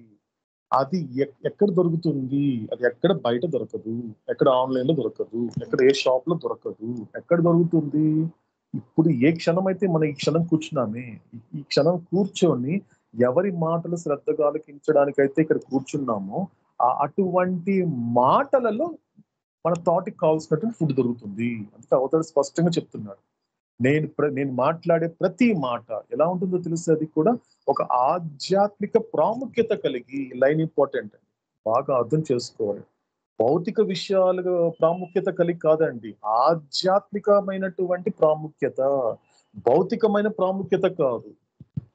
ఇప్పుడు మామూలుగా అడుగుతున్నప్పుడు ఒక మెహర్ బాబాను ఒక అతను క్వశ్చన్ అడుగుతాడండి, బాబా నీ దగ్గర కూర్చుంటే మాత్రం నువ్వు మాట్లాడుతూ ఉంటే నాకు రోగాలు తగ్గిపోతున్నాయి, నాకున్న అన్ని బాధలు పోయి నేను హ్యాపీగా ఉంటున్నాను అన్నప్పుడు బాబా అన్నాడు వచ్చేసి దట్ ఈస్ ప్యూర్లీ ఇల్యూషన్ అన్నాడు. అది భ్రాంతి, నిజానికి అది జరగదు అన్నాడు అవుతాడు. అది జరగదు. అలా అది కూడా నీకు ఇమాజినేషన్. నువ్వు బాగాలేదంటున్నావి, అది ఇమాజినేషనే. నేను ఇప్పుడు బాగున్నాను అంటున్నావు, అది ఇమాజినేషన్. నా మాట ఎప్పుడు పనికొస్తుంది అంటే ఉన్న ఇమాజినేషన్ కి బయటపడడానికి ఉపయోగపడుతుంది తప్ప నేను ఇమాజినేషన్ లో ఉంచేది నా మాట కాదు. అది నీ సంస్కారాల చేత వచ్చిన మాట తప్ప అది నా మాట కాదు అన్నట్టు అవుతాడు. కాబట్టి ఇక్కడ ఏంటి, అందుకే ఇక్కడ మెటీరియల్ సిగ్నిఫికెన్స్ కాదండి, స్పిరిచువల్ సిగ్నిఫికెన్స్. ఆయన మాట్లాడే ప్రతి మాట. అందుకే ఎవరి మాట మనం ఆలకించాలి, ఎవరి మాట వినడానికి లోకానికి వచ్చాము, ఎవరి మాట ఆలకించడం ద్వారా మాట్లాడడం నేర్చుకోవాలో అటువంటి మాటలు ఆలకించాలి, ప్రతి మాట. అందుకే చాలా స్పష్టంగా ఇక్కడ చెప్పడం జరిగింది. హఫీజ్ కూడా ఫస్ట్ కప్లెట్ లో చెప్పడం జరిగింది, befitting a fortunate slave, carry out every command. The line important అంటే not some commands. ఒక్కటి గురువు చెప్పేటువంటి ఒక్క మాట విని సరిపోతుంది అనలేదండి హఫీజ్ అక్కడ. Every command. ఎందుకంటే నాకు ఈ మాట మాట్లాడుతున్నప్పుడు భాస్కర్ రాజు గారు ఒక మాట అంటారండి, ఎందుకంటే స్పిరిచువాలిటీ తర్వాత ఒక ఆధ్యాత్మికత లేకపోతే ఈ యొక్క ప్రాపంచిక విషయాలు ఎలా ఉంటాయంటే బాబు, నిజానికి కొంతమంది ఇక్కడ కాసేపు ఉంటారు, తర్వాత అక్కడికి వెళ్తారు, అక్కడి నుంచి ఇక్కడికి వస్తూ ఉంటారు. కానీ అలా కాదు. ఆయన భాష ఎలా చెప్పారంటే ఎక్కడో ఒక చోట తగలడాలి అన్నాడు ఆయన. ఎక్కడో ఒక చోట నువ్వు పూర్తిగా ప్రపంచంలో ఉండి తప్పేం లేదు, ప్రపంచం ఉండిపోవడం అనేది తప్పేం కాదు, కానీ అది నీ జీవిత గమ్యం కాదు. అంతేకాడ నీ జీవిత గమ్యం కాదు. నువ్వు ఎంత చేసినప్పటికీ కూడా నీకు ఒక లిమిటేషన్ ఉంది. మనం ఫస్ట్ చెప్పుకున్నాం కదండి, మనకు అవతాడు చెప్పిన మాట, man equal to limitation equal to క్షర. నీకు ఒక లిమిటేషన్ ఉంది. నువ్వు ఎంతనే చెయ్యి, ఒక 100 ఏళ్ళ ప్రకారం నువ్వు ప్రాపంచిక జీవితం గడిపినప్పటికి కూడా దెర్ ఇస్ ఎ లిమిటేషన్. నీకు ఒక ఫుల్ స్టాప్ పెట్టేటువంటి ఒకటి వస్తుంది, ఆ డెత్ అని వస్తుంది. డెత్ వచ్చిన తర్వాత కూడా నువ్వు ఏదైతే చేసావో ఇదంతా కూడా వృధా అయిపోతుంది, దానివల్ల ఎటువంటి ప్రయోజనం లేదు, నువ్వు మళ్ళీ రావాల్సి వస్తుంది. ఎంతవరకు రావాలి? ఒక ప్రయోజనకరమైనటువంటి జీవితాన్ని అనుభవించేంత వరకు, ఒక పర్పస్ఫుల్ లైఫ్ లీడ్ చేసేంత వరకు కూడా నువ్వు మళ్ళీ మళ్ళీ మళ్ళీ ఇదే ప్రపంచానికి, ఇదే ఇంట్లోకి, ఇదే లోకానికి రావాల్సినది. అది పునర్జన్మ. కాబట్టి ఇది అల్టిమేట్ కాదు, ఇది తప్పని చెప్పట్లేదు అవుతాడు. ప్రాపంచికంగా ఉండదని చెప్పట్లేదు, ప్రపంచంలో ఉండమని చెప్తున్నాడు కదా అవుతాడు స్పష్టంగా. ప్రపంచంలో ఉంటూ వాటికి చెందకుండా ఉండన్నాడు అవుతాడు. కానీ ఇక్కడ ఏం చేస్తున్నావు, యాక్చువల్గా కాసేపు స్పిరిచువాలిటీలో ఉండి మళ్ళీ ఇక్కడ మారుతున్నావు కాదు, అలా కాదు. కాబట్టి ఏం చేయాలి ఇక్కడ కూడా, పూర్తిగా ప్రపంచంలో ఉన్నప్పటికీ కూడా నిన్న మనం చెప్పుకున్నాము, ఎందుకంటే ప్రపంచంలో ఉన్నటువంటి కర్మయోగి ఎక్కడో ఆశ్రమంలోను ఎక్కడో అడవిలో ఉండడండి. మెహబూబా చెప్పినటువంటి కర్మయోగి ఇంట్లోనే ఉంటాడు, తన భార్య బిడ్డలతోను, తన తల్లిదండ్రులతోను, తన బంధువులతోను, తన స్నేహితులతోను అందరితో ఉంటాడు మధ్యలో. వాళ్ళది తప్పేం లేదు, ఆ జనాలతో తప్పు లేదు, మనుషులు తప్పు లేదు. వాళ్ళంతా ఎవరు? ఎక్కడో వాళ్ళ ఆకాశం నుంచో లేకపోతే పాతాల నుంచి ఊడిపడలేదు కదా. నువ్వు చేసుకున్న కర్మ వలన, తయారైన సంస్కారాల వలన ఆ రక్త మాంసాల ద్వారా నీ కళ్ళ ముందు తిరుగుతున్నారు అంతే. అది నువ్వు చేసుకున్న కర్మ, నువ్వు కోరుకున్నావు కాబట్టి నీ కళ్ళ ముందు ఉన్నారు, నువ్వే కోరుకున్నావు. ఈ లైన్ ఇంపార్టెంట్, నువ్వే కోరుకున్నావు. ఇప్పుడు నా దగ్గరకు వచ్చి అంటున్నావే ఈ సంసారం భరించలేకపోతున్నాను బాబా, నా వల్ల కాలేదంటున్నావే, ఇది నేను కోరుకుంది కదా, నువ్వు కోరుకుందిరా, నువ్వే కోరుకున్నావు. ఒక టైంలో ఎలా కోరుకున్నావు? నాకు మించి కోరుకున్నావు. నాకు బాబా, నాకు నీకన్నా ప్రపంచం అంటే నాకు చాలా ఇష్టం బాబా, బాబా నాకు నీకన్నా నాకు ఈ మనుషులు అంటే ఇష్టం బాబా, నువ్వే కోరుకున్నావు. అలా అలా ఇష్టపడడం వల్ల నువ్వు అక్యుములేట్ చేసుకున్నటువంటి సంస్కారాల వల్ల తయారైనటువంటి సంసారమే నీ కళ్ళ ముందు కనిపించేటువంటి తల్లిదండ్రులు, భార్య బిడ్డలు ఉన్నటువంటి మిగతా వాళ్ళు. కాబట్టి దీనికి అవతాడికి సంబంధం లేదనేటువంటి విషయం చాలా స్పష్టంగా మనకి ఇక్కడ అవతాడు క్లియర్ గా చెప్తున్నాడు. కాబట్టి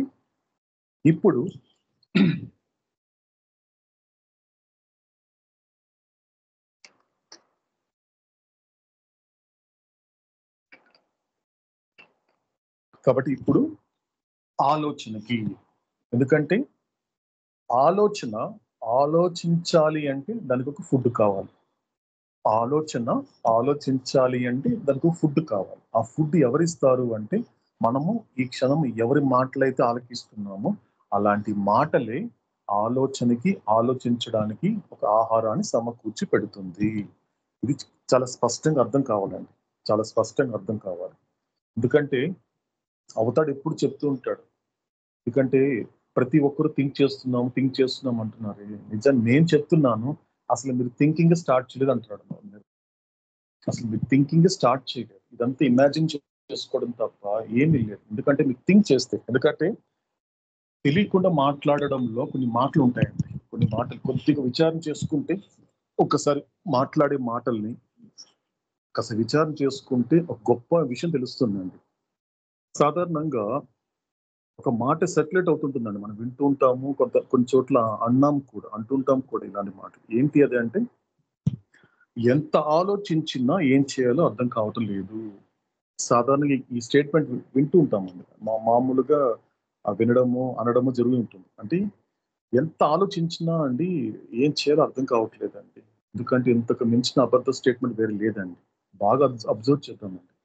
ఎందుకంటే ఇప్పుడు మనం కూర్చున్న ప్లేస్ ఎటువంటి ప్లేస్ అంటే, సాక్షాత్ పరబ్రహ్మ అవతరించి ఆ పరమాత్ముడు సృష్టిని సృష్టించినటువంటి సృష్టికర్త భగవంతుడిగా మాట్లాడుతున్నటువంటి ఒక సంఘటన ఇది.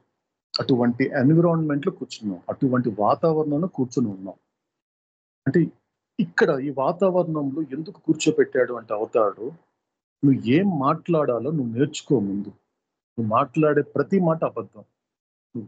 నువ్వు అన్ని అబద్ధమే. నేను పుట్టాను అంటున్నావు, అది అబద్ధమే. రేపు నువ్వు చస్తాను అంటున్నావు, భయపడుతున్నావు, అది అబద్ధమే. నేను హ్యాపీగా ఉన్నాను అంటున్నావు, అన్ని అబద్ధాలే. ముందు మాట్లాడడం నేర్చుకో. నీకు అలా ఎలాంటి మాటలు నేర్పిస్తాను? నేను మాట్లాడకుండా నీకు మాటలు నేర్పిస్తాను.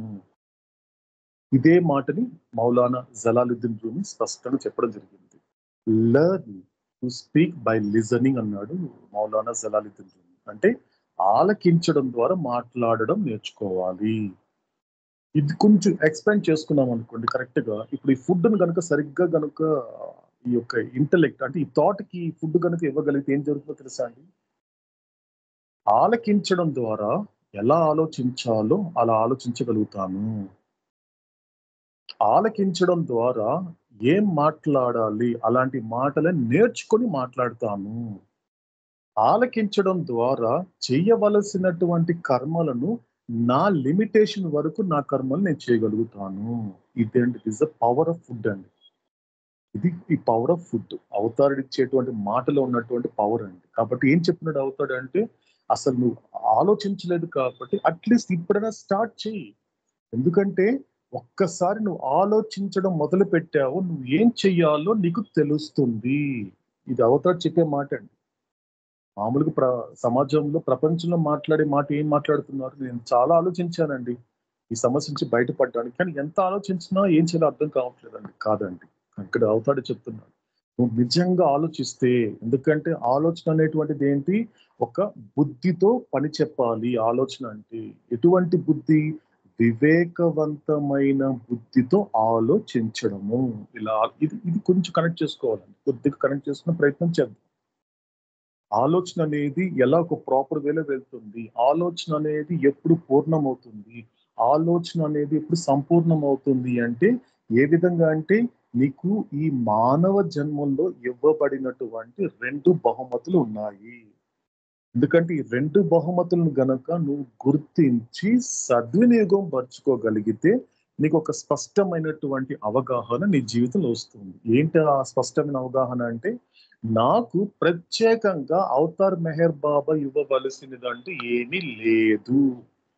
కాబట్టి నాకు ఏదైతే ఇవ్వాలో నా ఈ మానవ జన్మలో ఆల్రెడీ ఇచ్చేశాడు. ఇప్పుడే కదండి, ఈ హరిప్రసాద్ జన్మలో కాదు, నేను మొట్టమొదటి మానవ జన్మలోనే నాకు ఇవ్వవలసినటువంటి అన్ని ఇచ్చేశాడు. ఎందుకంటే అది ఇచ్చిన దాన్ని గుర్తించి నేను సద్వినియోగం చేసుకోగలిగితే ఆ జన్మలోనే నేను మానవుడిగా కాదు మాధవుడు అయ్యేవాడిని. కానీ నేనేం చేస్తున్నాను, ప్రతిసారి ఈ సంస్కారాల వలయంలో పడిపోయి, ఈ సంస్కారాల సంసారంలో పడిపోయి ఏం చేస్తున్నానంటే, నాకు ఏమీ లేదు, నేను ఒక నిరుపేదని, నా దగ్గర ఏమీ లేదు, కాబట్టి నాకు భగవంతుడు నాకు ఇది చేసి పెట్టాలి, నాకు భగవంతుడు ఇవన్నీ ఇవ్వాలి అనేటువంటిది ఒక అవగాహన రాహిత్యం వల్ల, ఒక ల్యాక్ ఆఫ్ అవేర్నెస్ వల్ల నాకు మెహర్ బాబా ఇవన్నీ చేసి పెట్టాలి అనేటువంటి ఒక ఇగ్నోరెన్స్కి వెళ్ళిపోతున్నాడు జీవుడు అంటాడు అవుతాడు. కాబట్టి ఈ రెండు గుర్తిస్తే, ఆ రెండు ఏంటి అంటే, మొట్టమొదటిది ఇంటెలెక్ట్, బుద్ధి ఇచ్చాడండి ఈ మానవ జన్మలో. అది ఎలాంటి బుద్ధి? పూర్తిగా అభివృద్ధి చెందిన బుద్ధి. నేను జంతువుగా ఉన్నప్పుడు ఆ బుద్ధి పార్షియల్లీ డెవలప్డ్ అయింది. బాగా గుర్తుపెట్టుకోవాలి. నేను ఎవల్యూషన్ ఉన్నప్పుడు, నేను ఎనిమల్ గా ఉన్నప్పుడు ఆ ఇంటెలెక్ట్ అనేటువంటిది పార్షియల్లీ డెవలప్డ్ ఇంటెలెక్ట్. బట్ ఆ హ్యూమన్ ఫామ్ వచ్చేసరికి మాత్రము it's a fully developed intellect. పూర్తిగా డెవలప్ అయినటువంటి బుద్ధి అనేది నాకు భగవంతుడి చేత ప్రాప్తించబడింది ఈ మానవ జన్మలో. మరొకటి ఏమిటి అంటే ఫుల్ కాన్షియస్నెస్, పూర్తి చైతన్యము. ఈ రెండు గనుక వీలైనంత వరకు గుర్తుంచుకొని సద్వినియోగపరచుకోగలిగితే there is no complaint at all అండి. ఇక మెహర్ బాబా మీద కంప్లైంట్ చేయడము, ఎవరి మీద కంప్లైంట్ చేయడం అంటూ ఏది ఉండదండి. ఈ స్పష్టత అనేది వచ్చేస్తుందండి ఆటోమేటిక్ గా. కాబట్టి ఇది నాకు ఇవ్వబడింది, కాబట్టి నేనేం చేయాలి అంటే, ఆల్రెడీ నాకు ఇచ్చేసాడు, దాన్ని నేను గుర్తించి. సో ఇప్పుడు ఏం చేయాలి? ఇక్కడ అవతాడు చెప్పిన మాట, నేను ఈ ఆలోచనకి నా మాట ద్వారా దానికి ఆహారం అందించరా అంటున్నాడు అవుతాడు. ఈ యొక్క ఆలోచనకి నేను చెప్పే మాటల ద్వారా, నా మాట ఏంటి, ఎటువంటి సిగ్నిఫికెన్స్? స్పిరిచువల్ సిగ్నిఫికెన్స్, ఒక ఆధ్యాత్మిక ప్రాముఖ్యత కలిగి నేను మాట్లాడే ప్రతి మాట, ఏం మాట్లాడినప్పటికి కూడా దాంట్లో ఒక స్పిరిచువల్ సిగ్నిఫికెన్స్ ఉంటుంది. కాబట్టి దాని ద్వారా వచ్చేటువంటి మాటని నీ ఆలోచనకి ఆహారంగా పెట్టడం వల్ల ఏం జరుగుతుంది అంటే ఇంపార్టెంట్ అండి. ఎలాగైతే ఆకలిగా ఉన్నప్పుడు తిన్న తర్వాత అయితే ఎలాగైతే ఆకలి పోయిందో, అదే విధంగా ఈ థాట్ కూడా ఇలాంటి ఆలోచన గనక ఇవ్వగలిగితే, ఎస్, నెమ్మదిగా బుద్ధి పనిచేయడం మొదలు పెడుతుంది. ఇంకా నీకు ఆకలి ఉండదు కదండి. ఆకలి ఉండదు కాబట్టి, ఎలాగైతే తిన్న తర్వాత ఆహారం అనేది నీకు ఆకలి ఉండదు, ఆకలి తీరిపోయింది కాబట్టి, ఇక్కడ ఏం జరుగుతుంది అంటే, ఈ యొక్క థాట్ విషయంలో ఏం జరుగుతుంది అంటే, నీ బుద్ధి పనిచేయడం మొదలు పెడుతుంది. అప్పుడు నీకేం అర్థమవుతుంది? నెమ్మదిగా సత్సంగము, సహవాసులు, ఇలాంటి మెహరోపాసనం అనేది గ్రాడ్యువల్ గా, కాన్స్టెంట్ గా, ఇది కదా నేను నేర్చుకోవాల్సింది, తెలుసుకోవాల్సిన విషయాలు, ఇలాంటి విషయాలు తెలుసుకోవడానికి కదా నేను జన్మ తీసుకున్నాను, ఈ లోకానికి ఎందుకు వచ్చాను, దీనికోసమే కదా వచ్చాననేటువంటి ఒక కాన్షియస్నెస్ అనేది నెమ్మదిగా ఏర్పడుతుంది.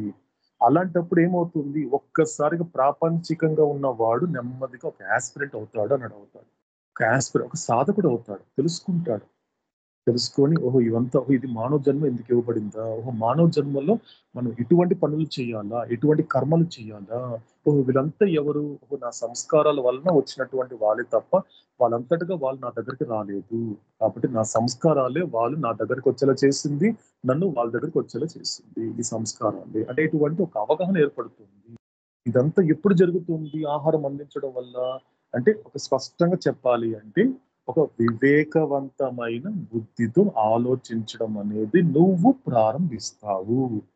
ఇన్ని జన్మల్లో చేయలేనటువంటి పని ఇప్పుడు మొదలు పెడతావు. అందుకే నేను చెప్పుకున్నాం, ఆ పాత్ బిగిన్స్, మార్గం మొదలవుతుంది, మార్గము స్టార్ట్ చేస్తావు. అందుకే అన్నమయ్య ఒక చోట అంటాడు, నువ్వు ఎందుకు ప్రతిసారి పునర్జన్మలో పడుతున్నావు అంటే, నువ్వు లోకానికి వచ్చిన ప్రతిసారి లోకదాసుడు వైవే తప్ప హరిదాసుడు ఎప్పుడైనా అయ్యావా? హరి అంటే ఆయన భాషలో పరమాత్ముడు.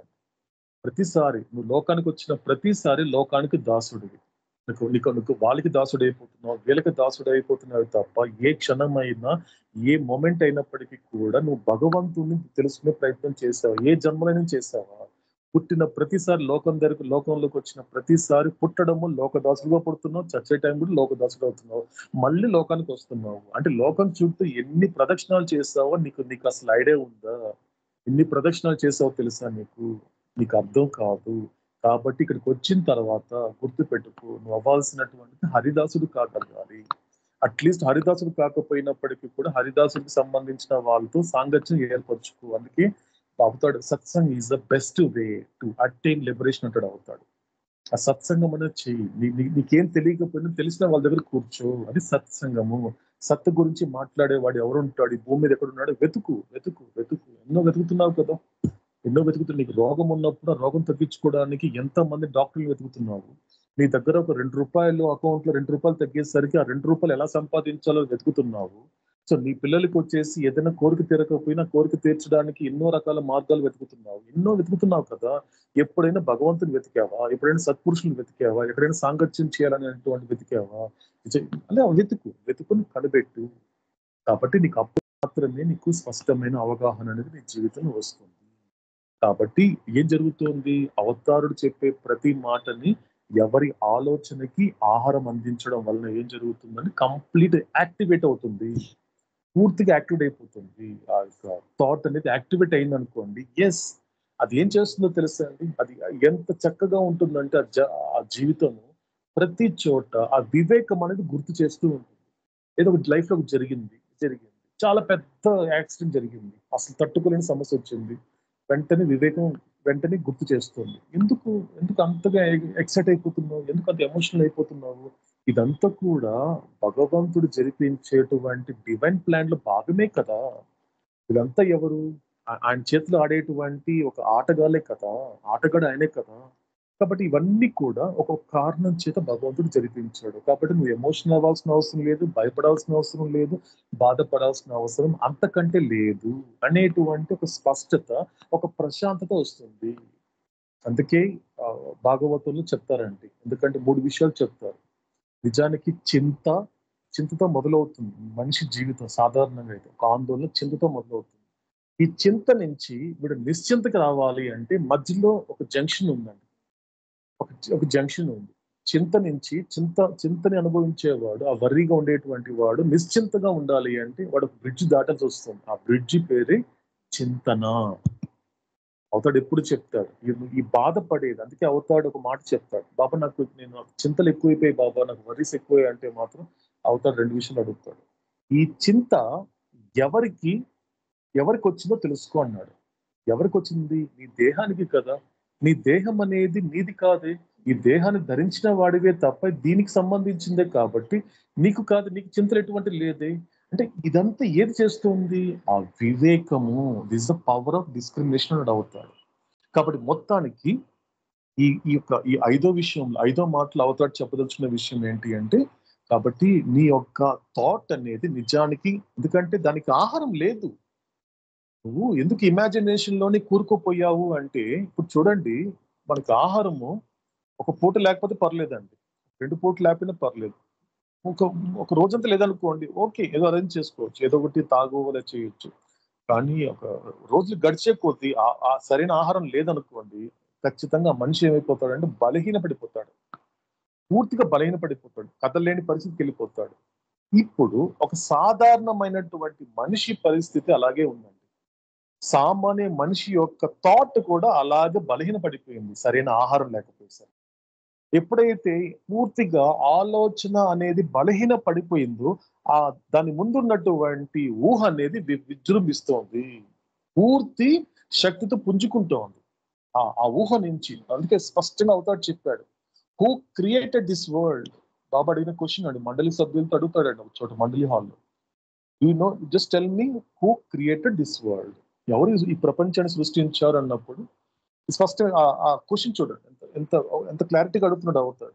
హూ క్రియేటెడ్ దిస్ వరల్డ్, ఈ ప్రపంచాన్ని సృష్టించింది ఎవరు అన్నప్పుడు, అదేంటి బాబా ఏ ప్రపంచమైనా సృష్టించి నువ్వే కదా, నువ్వు సృష్టికర్త అన్నప్పుడు నేను మళ్ళీ రిపీట్ చేస్తున్నా క్వశ్చన్, హూ క్రియేటెడ్. నేను వేలు చెప్తున్నా, చేయి చూపిస్తున్నాను, నా వేలు చూపించి మీ వైపు చూపిస్తున్నాను, హూ క్రియేటెడ్ దిస్ వరల్డ్ అని చెప్పినప్పుడు వాళ్ళు అదే చెప్పారు, బాబు ఏ ప్రపంచమే నువ్వు సృష్టించింది కదా అన్నప్పుడు, I'm not responsible for this creation, for this world అని అవుతాడు.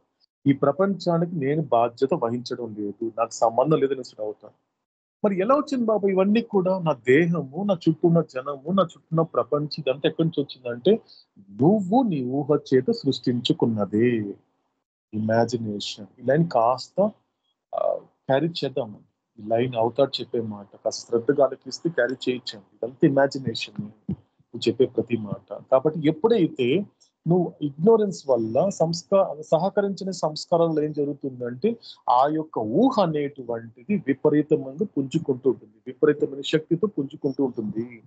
ఎప్పుడైతే ఇమాజినేషన్ అనేది శక్తిని పుంజుకుంటుందో, ఎప్పుడైతే ఆ విధమైనటువంటి విజృంభిస్తుందో, ఆటోమేటిక్ గా నువ్వు దాటవలసినటువంటి ఇమాజినేషన్ విడిచిపెట్టి అందులో ఉండిపోతావు తప్ప ఆ పక్కన ఉన్నటువంటి ఒక థాట్ కి నువ్వు ఆహారం సరిపడినంత ఆహారం ఇవ్వకపోయేసరికి ఏమవుతుంది, ఆ థాట్ అనేది బలహీన పడిపోయింది. కాబట్టి ఇప్పుడు ఇన్ని జన్మలలో జరగని పని మనకి ఈ జన్మలో అవతారుడు ఈ ఆత్మలకి అవకాశం ఇచ్చాడు. ఇన్ని జన్మలు కూడా దీన్ని బలహీనపరిచారు కదరా. ఇప్పుడు మీ సంస్కారాలు సహకరిస్తోంది కాబట్టి ఎస్ మీకు అవకాశం ఉంది కాబట్టి కూర్చోండి. కాబట్టి మెహర్ ఉప ఆసనము, మెహర్ బాబా దగ్గర మనం అందరూ కూడా దగ్గరగా కూర్చున్నాము. కూర్చొని పెట్టాడు అవుతాడు. ఇప్పుడు చెప్తున్నాడు మీకు అవకాశం వచ్చిందిరా, ఇప్పుడు మీకు అదృష్టం వచ్చింది, మీకు ఒక యోగ్యత సంపాదించుకున్నారు కాబట్టి మిమ్మల్ని నా ముందు కూర్చోపెట్టుకున్నాను. కాబట్టి ఈ జన్మలో మీరు చేయాల్సినటువంటి అతి ముఖ్యమైన పనులు, అతి ముఖ్యమైన పని ఏంటంటే ఇదొక పని ఏంటి, టు ఫీడ్ యువర్ థాట్. నీ యొక్క ఆలోచనకి పోషించడము, నీ ఆలోచనకి ఆహారం అందించు. ఇదిగో నేను ఇస్తున్నా తీసుకో, నా మాట ఇస్తున్నా తీసుకో, నేను చెప్తున్న మాటని యాక్సెప్ట్ చెయ్యి, నేను ఏ మాట చెప్పినా యాక్సెప్ట్ చెయ్యి. యాక్సెప్ట్ చేయడమే నువ్వు నీ థాట్కి ఇచ్చేటువంటి ఫుడ్. గుర్తుపెట్టుకో, అది తీసుకో. అది తర్వాత ఏం జరుగుతున్న విషయం పక్కన పెట్టు, అంత ఆలోచించదు, ఎటువంటి క్వశ్చన్ చేయొద్దు. నేను చెప్పే మాటలకి నేను ఒక మాట చెప్తున్నాను కదా, యాక్సెప్ట్ చెయ్యి. యాక్సెప్ట్ చేయడం వల్ల ఏం జరుగుతుంది, నువ్వు తెలియకుండానే ఆ మాటల ద్వారా నీ ఆలోచనకి ఆహారాన్ని సమకూరుస్తున్నావు. సో ఎప్పుడైతే అది పూర్తిగా బలహీనం అయిపోయిందో నెమ్మదిగా ఆ ఆలోచన ఏం చేసింది, నెమ్మదిగా పుంజుకుంది, ఒక్కొక్కటిగా పుంజుకుంటూ వస్తుంది. పుంజుకుంటూ ఏం చేస్తుంది, నెమ్మదిగా ఓహో ఆలోచన ఏం చేస్తోంది, అంటే నాకు ఆల్రెడీ భగవంతుడు ఇచ్చినటువంటి గిఫ్ట్ ఏదైతే ఉందో దాని ముందు గుర్తిస్తుంది, అదే బుద్ధి. ఆ బుద్ధితో పాటు కూడా ఇలాంటి సత్సంగాలు మెహరోపాసన చేస్తున్నప్పుడు వివేకం అనేది పుడుతుంది. అప్పుడు ఆ వివేకవంతమైన బుద్ధితో ఆలోచిస్తే ఆ తర్వాత నువ్వేం చేయాలో తెలుస్తుంది. ఈ లైన్ గుర్తుపెట్టుకున్నాను కొద్దిగా, మళ్ళీ రిపీట్ చేస్తానండి. వివేకవంతమైన బుద్ధితో ఆలోచిస్తే నువ్వు ఈ ప్రపంచంలో ఏం ఆలోచించాలో తెలుస్తుంది. వివేకవంతమైన బుద్ధితో ఆలోచిస్తే ఏం మాట్లాడాలో తెలుస్తుంది. ఈ వివేకవంతమైన బుద్ధితో ఆలోచిస్తే ఎటువంటి కర్మలు చేయాలో నీకు తెలుస్తుంది. ఎందుకంటే బుద్ధి అనేది గుర్తించకుండా, వివేకం అనేది జోడించకుండా నువ్వు ఏ కర్మ చేసినా అదంతా కూడా ఊహ కింద వస్తుంది. కాబట్టి అటువంటి కర్మలన్నీ కూడా ఆ కర్మ బంధిస్తుంది, ఆ కర్మ ఫలితం కూడా నిన్ను బంధిస్తుంది. కాబట్టి ఆ కర్మ గురించి, ఎందుకంటే ఆ కర్మ ఫలితం అనుభవించడానికి ఖచ్చితంగా నీకు ఒక జన్మ సరిపోదు కాబట్టి మళ్ళీ ఇంకో జన్మలు రావాల్సి వస్తుంది. ఇదంతా కూడా it's the power of imagination. కాబట్టి ఊహకున్నంత అంత శక్తి ఉందండి. జన్మలు నేను తిప్పించుకునేలా చేస్తుంది. ఆ ఊహకు అంత ఉంది. ఇది ప్యూర్ ఇమాజినేషన్ అంటాడు అవుతాడు. అందుకే అవుతాడు ఎప్పుడు చెప్తుంటాడు పర్వత గారి ప్రేయర్ లో కూడా, ఐఎమ్ బియాండ్ ఇమాజినేషన్. నేను ఊహాతీతుని. ఊహలో ఉండు నా గురించి నువ్వు తెలుసుకోలేవు. ఊహలో మునిగిపోతూ నా గురించి నువ్వు పట్టించుకోలేవు. ఊహలు నువ్వు ఎంజాయ్ చేస్తూ నేనేం మాట్లాడుతున్నావో నువ్వు ఆలకించే ప్రయత్నం కూడా చేయలేవు. కాబట్టి నా దగ్గరికి రావాలన్నా, నేను చెప్పిన మాటలు శ్రద్ధగా ఆలకించాలన్నప్పటికీ కూడా నువ్వు ఊహ నుండి బయటపడి నీకు బలహీనపడినటువంటి ఆలోచనకి నా మాటల ద్వారా ఆహారాన్ని అందిస్తూ ఆ యొక్క బుద్ధిని నువ్వు సద్వినియోగం చేసుకోవాలి. ఆ బుద్ధికి వివేకాన్ని జోడిస్తే తప్ప నీకు ఏం చేయాలో తెలియదు. ఎప్పుడైతే నువ్వు వివేకవంతమైన బుద్ధితో ఆలోచించినప్పుడు నీకు తెలియని విషయం అంటూ ఏముండదు. గుర్తుపెట్టుకో, ఇంకో గొప్ప విషయం ఏంటి అంటే you will be conscious always. నువ్వు ఎప్పుడు ఎరుకతో ఉంటావు. ఎరుకతో ఉన్నప్పుడు నీకు ఎటువంటి అజ్ఞానం అనేది నేను ఇబ్బంది పెట్టదు. నీకు తెలుస్తుంది ఇదంతా అజ్ఞానమే, నేను బాధపడడం అజ్ఞానమే, నేను సంతోషపడడం అజ్ఞానమే, నేను పుట్టడం అజ్ఞానమే, నేను మళ్ళీ పుట్టడానికి చస్తున్నాను, అది కూడా అజ్ఞానమే. అందుకే ఇలాంటి మెహరోపాసనంలో ఒక వ్యక్తి చెప్పిన మాట నాకు చాలా గొప్పగా అనిపించిందండి. అవతార్ చెప్పిన మాటని కనెక్ట్ చేసుకోండి. ఆయన ఏం చెప్తారంటే, అజ్ఞానిగా పుట్టడం అనేది మనిషి యొక్క పొరపాటు కాదు. ఈ లైన్ ఇంపార్టెంట్ అండి. కాస్త అవతార్ చెప్పిన మాటని అతను నాకు సారం చెప్పాడు, ఒక ఎసెన్స్ చెప్పాడు నాకు ఆ వ్యక్తి, ఒక సాధకుడు చెప్పిన మాట. అజ్ఞానిగా పుట్టడం అనేది మనిషి యొక్క పొరపాటు కాదు, కానీ అజ్ఞానిగా చస్తున్నాడే అది ఖచ్చితంగా జీవుడు చేసుకుని పొరపాటే. నువ్వు పుట్టడం అనేది, ఎందుకంటే దాని ఎగ్జాంపుల్ చెప్తాడండి అతను నాకు. ఎందుకంటే రత్నాకరుడు పుట్టడంతోనే అజ్ఞానికి పుట్టాడండి. ఎంత అజ్ఞానం అంటే మాత్రము ఇంట్లో ఉన్నటువంటి తల్లిదండ్రులను సంతోష పెట్టడానికి ఎంతో మందిని ఇబ్బంది పెట్టాడు, తన భార్య బిడ్డల్ని పోషించడానికి వాళ్ళని సంతోష పెట్టడానికి ఎంతో మందిని చంపాడు, వాళ్ళని తన కుటుంబాన్ని చూసుకోవడానికి, తన కుటుంబం సంతోషపడడానికి ఎన్నో మందిని దొంగలించాడు, ఎంతో మంది ఇబ్బంది పెట్టినటువంటి అజ్ఞాని అయినటువంటి రత్నాకరుడు అతను చచ్చే టైంకి రత్నాకరుడుగా చావలేదండి. అతను ఎలా చచ్చాడు, ఎలా చనిపోయాడు అంటే అతను వాల్మీకి మహర్షిగా చనిపోయాడు, జ్ఞానికి చనిపోయాడు. ఇది ఇంపార్టెంట్. అంటే ఒక్కోసారి కొన్ని జీవితాలని కనుక మనం దగ్గరుండి పరిశీలిస్తే అర్థమవుతుందండి. రత్నాకరుడులో చావలేదండి. రత్నాకరుడు వాల్మీకి మహర్షిలా చచ్చాడు. ఒక గురువుగా ఆయన శరీరం విడిచిపెట్టాడు. అందుకే లోకంలో మిగిలిపోయాడు ఆయన వాల్మీకి మహర్షి. అందుకే ఒక అవతార పురుషుడు అయినటువంటి రాముడి యొక్క గాథని, రాముడి యొక్క జీవితాన్ని లోకానికి అందించేంత ఒక విధమైనటువంటి అదృశ్యం చేసుకున్నాడు వాల్మీకి మహర్షి. కాబట్టి సో అజ్ఞానిగా పుట్టడం అనేది పొరపాటు కాదు, కానీ అజ్ఞానిగా చావడం అనేది మాత్రము ఖచ్చితంగా నిస్సందేహంగా పొరపాటే అనేది మనకి అవతాడు చెప్పేటువంటి ఒక మాట అండి. సో ఇది మనకి అవతాడు చెప్పినటువంటి ఆహారం గురించి చెప్పినటువంటి మాట. కాబట్టి ఇక్కడ మనం ఇప్పుడు ఏదైతే శ్రద్ధగా ఆలకించే ప్రయత్నం చేస్తున్నామో ఇదంతా కూడా ఆ మాటలు ఏం చేస్తుంది అంటే మన ఆలోచనలకి సరిపడంత ఆహారము. అది ఎలా, అది ఒక్కొక్కసారి ఇస్తే సరిపోతుందా? కాదండి. ఇది కాన్స్టాంట్ గా ఇవ్వాలి, ఇస్తూనే ఉండాలి. ఇది ఎంతకాలం ఇవ్వాలి? ఒక రోజు సరిపోతుందా? ఒక 24 గంటలు సరిపోతుందా? ఒక వారం ఇస్తే సరిపోతుందా అంటే కాదండి. నేను భగవంతుడు అయ్యేంత వరకు నాకు ఆహారం అందించాలి, చివరి వరకు. సరిగ్గా చెప్పాలంటే నాకు గాడ్ రియలైజేషన్ వచ్చేంత వరకు, నేను ఎందుకోసం అయితే, ఏ ప్రయోజనం కోసం అయితే లోకానికి వచ్చానో ఆ ప్రయోజనం అనేది పూర్తి అయ్యేంత వరకు ఆహారం అందిస్తూనే ఉండాలి. మీరు అబ్జర్వ్ చేస్తే ఎప్పుడైతే ఆహారం అందించి బాబా చెప్తాడు ఒక చోట కూడా, ఎందుకంటే ఒక్కసారి నేను చెప్పిన విధంగా ఆలకిస్తూ ఉండండి, మీకు కాన్షియస్నెస్ ఉండదు, బాడీ కాన్షియస్. మీకు ఆకలి కూడా అనిపిస్తున్నాడు అవుతాడు, మీకు అనిపించదు. ఎందుకంటే పూర్తిగా నీకు ఆకలి వేస్తూ ఉంది, శరీరం గురించి ఆలోచిస్తున్నావు అంటే అదొక రకమైన ఊహే. కాబట్టి ఎప్పుడైతే ఊహకి అతీతంగా ఉన్నతంగా ఎప్పుడైతే మీకు ఇక్కడ ఆలోచన అనేది ఉంది, కాబట్టి ఆలోచన అంతా కూడా భగవంతుడి మాటతో కనుక ఎప్పుడైతే నింపేసిన తర్వాత ఈ శరీరానికి కావాల్సినటువంటి ఆకలి, చుట్టూ జరిగేటువంటి ఒక పరిసరాల గురించినటువంటి స్పృహ నీకు ఉండదు. అందుకే కొంతమంది సాధకులను ఎప్పుడైనా అబ్జర్వ్ చేసావా, వాళ్ళు పాడుతున్నప్పుడు వాళ్ళ చుట్టూ ఉన్న పరిసరాలను మర్చిపోయి మై మర్చిపోయి పాడుతారు, మై మర్చిపోయి డాన్స్లు వేస్తారు, మై మర్చిపోయి వాళ్ళు ఒక రకమంగా బిహేవ్ చేస్తారు. అంటే పూర్తిగా ఒక ఇంటాక్సికేషన్ మస్తులని కాదండి, తన మై మర్చిపోతుంటారు కొంతమంది. సో అలా నువ్వు చేయగలగాలి. కాబట్టి ఈ ఫుడ్ అనేది కూడా కాన్స్టెంట్ గా అందిస్తూ ఉండాలి. ఎక్కడైనా కూడా ఈ ప్రపంచం అనేది కానీ నేను డిస్టర్బ్ చేస్తూ ఉంది అంటే నువ్వు సరిగ్గా నీ ఆలోచన సద్వినియోగం చేసుకోవటం లేదు. ఎందుకంటే మనిషికి ఇచ్చినటువంటి గొప్ప వరం మనం చెప్పుకున్నాం, 2 వరాల్లో మొట్టమొదటిది బుద్ధి, రెండవది పూర్తి చైతన్యము. మొదటిది ఇంటలెక్ట్, సెకండ్ ఫుల్ కాన్షియస్నెస్. కాబట్టి ఆలోచించే అంటే బుద్ధి అంటే వివేకవంతమైన బుద్ధితో ఆలోచించే శక్తి ఈ యొక్క ముల్లోకాలలో ఒక మనిషికే భగవంతుడు ఇచ్చాడు. ఇంక ఏది ఆలోచించే అవకాశమే లేదు. ఇది స్పష్టంగా మనకి డివైన్ థీమ్ చార్ట్ నెంబర్ 10 లో అవుతాడు స్పష్టంగా చెప్పడం జరిగింది. దానికి పార్షియల్ డెవలప్డ్ ఇంటెలెక్టే తప్ప ఫుల్లీ డెవలప్డ్ అనేది దానికి లేదు. నువ్వు యానిమల్ గా ఉన్నప్పుడు లేదు. కాబట్టి మానవ జన్మలో మాత్రమే ఫుల్లీ డెవలప్డ్ ఇంటెలెక్ట్ అనేది నీకు రావడం జరిగింది. కాబట్టి అది నీకు మాత్రమే సాధ్యపడుతుంది. మనం చెప్పినట్లు ఇదంతా కష్టమే, మళ్ళీ సాధ్యపడుతుంది. ఈ మాట మాత్రము వీలైనంత వరకు క్యారీ చేసే ప్రయత్నం చేద్దామండి. కష్టమే కానీ సాధ్యపడుతుంది. ఓకేనండి. నెక్స్ట్ పాయింట్కి వెళ్ళే లోపల మనకి అంజప్ప గారు ఒక సాంగ్ ప్రజెంట్ చేస్తారు.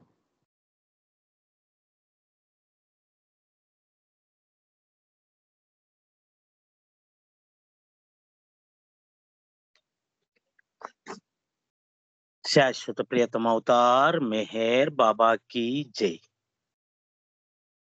గాలినైపోయా కలకాలము తాలిమికి కొంతయు పొద్దులేదు. గాలినైపోయా కలకాలము తాలిమికి కొంతయు పొద్దులేదు. అడసు చొరనే పట్టె అటునిటు కాళ్ళు కడుగ కొననే పట్టె కలకాలము. అడసు చొరనే పట్టె అటునిటు కాళ్ళు కడుగు కొననే పట్టె కలకాలము.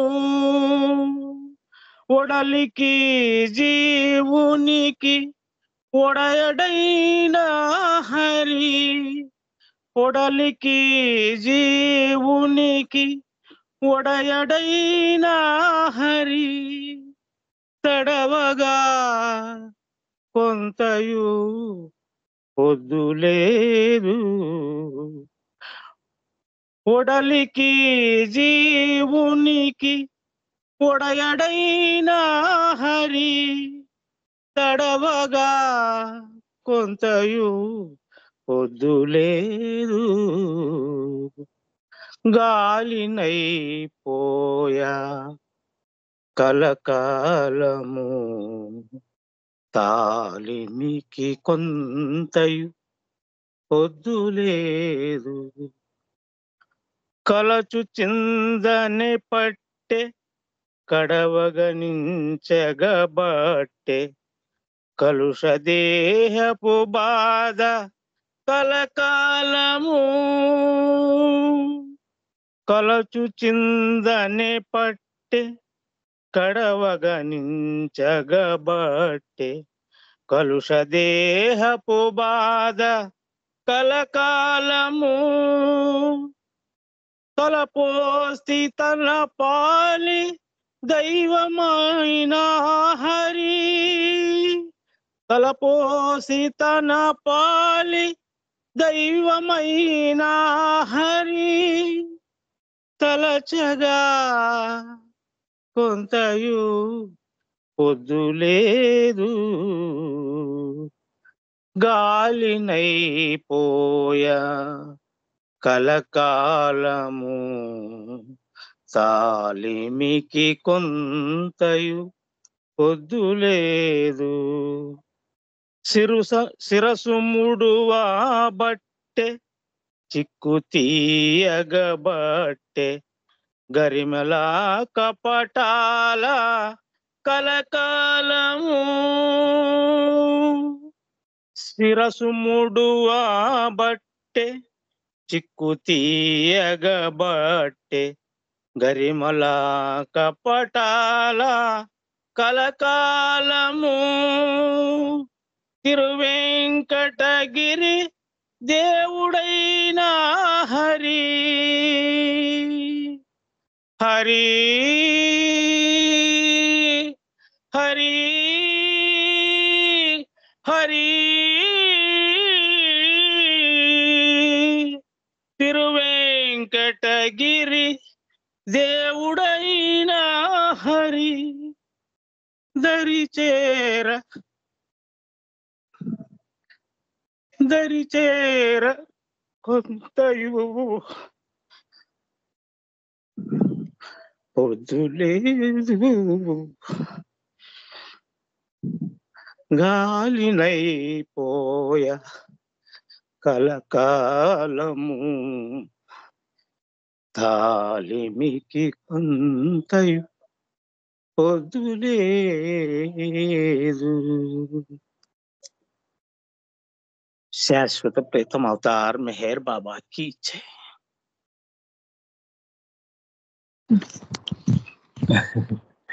జై మేర బాబా అని చెప్పారు. అక్కడ అన్నమయ్య చెప్పినంతగా మీరు ఒక ఎమోషనల్ అయిపోతున్నారు బాగా పూర్తిగా ఆయన చెప్పిన మాటలు. That is the power of వాళ్ళంతా కూడా అన్నమయ్య లాంటి వాళ్ళందరూ ఒక రకంగా దాన్ని అనుభవిస్తారు కాబట్టి జీవితాన్ని. కాబట్టి ఖచ్చితంగా వాళ్ళు చెప్పే ప్రతి మాటలో కూడా సో మనకి స్పష్టంగా కనిపిస్తుంది. కాబట్టి జర్నీ ఎప్పుడు కూడా అలాగే చేయడం అనేది గొప్పగా ఉంటుందండి, అలాంటి వాళ్ళతో జర్నీ చేయడం. ఓకే అండి. So right. సో మనం ఈరోజు మళ్ళీ అవతార్ చెప్పేటువంటి మరొక విషయాన్ని తెలుసుకునే ప్రయత్నం చేద్దాము.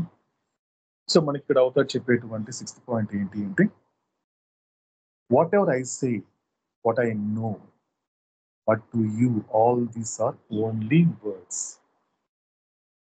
నేను ఏదైతే మాట్లాడుతున్నానో అదంతా నాకు తెలిసే మాట్లాడుతున్నాను, కానీ నువ్వు మాట్లాడే మాటలు అనేవి కేవలము మాటలే తప్ప మరేది కాదు.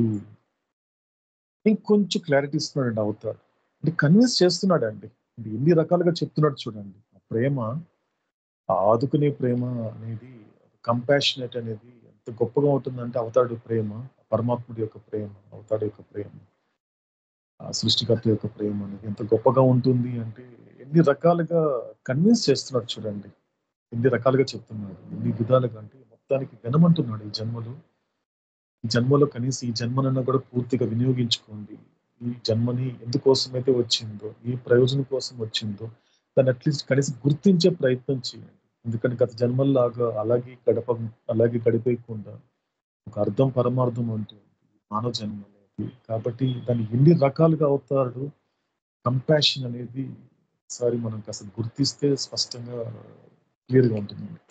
సో కాబట్టి సో ఇక్కడ మరొక విషయాన్ని మనకి కన్విన్స్ చేసే ప్రయత్నం చేస్తున్నాడు అవుతాడు. ఇంకొకసారి మరి ఇది కూడా శ్రద్ధగా అనిపించే ప్రయత్నం చేద్దాం. సో ఇక్కడ అవతాడు చెప్పే మాట ఏంటి అంటే, నేను ఏదైతే చెప్తున్నాను, ఏదైతే మాట్లాడుతున్నానో అవంతా తెలిసే మాట్లాడుతున్నాను. గుర్తు పెట్టుకోవాల్సిన విషయం అండి. సాధారణంగా అందుకే కంపేర్ చేస్తున్నాడు అవుతాడు, మిగతా ప్రపంచంతో కంపేర్ చేస్తున్నాడు. మిగతా వాళ్ళు అంటే నాకు చెప్తున్నాడు నువ్వు మాట్లాడే ప్రతి మాట అది మాటలకే పరిమితం. ఆ మాటలకే పరిమితం తప్ప వేరే ఇంకేమీ లేదు కదా క్లియర్గా.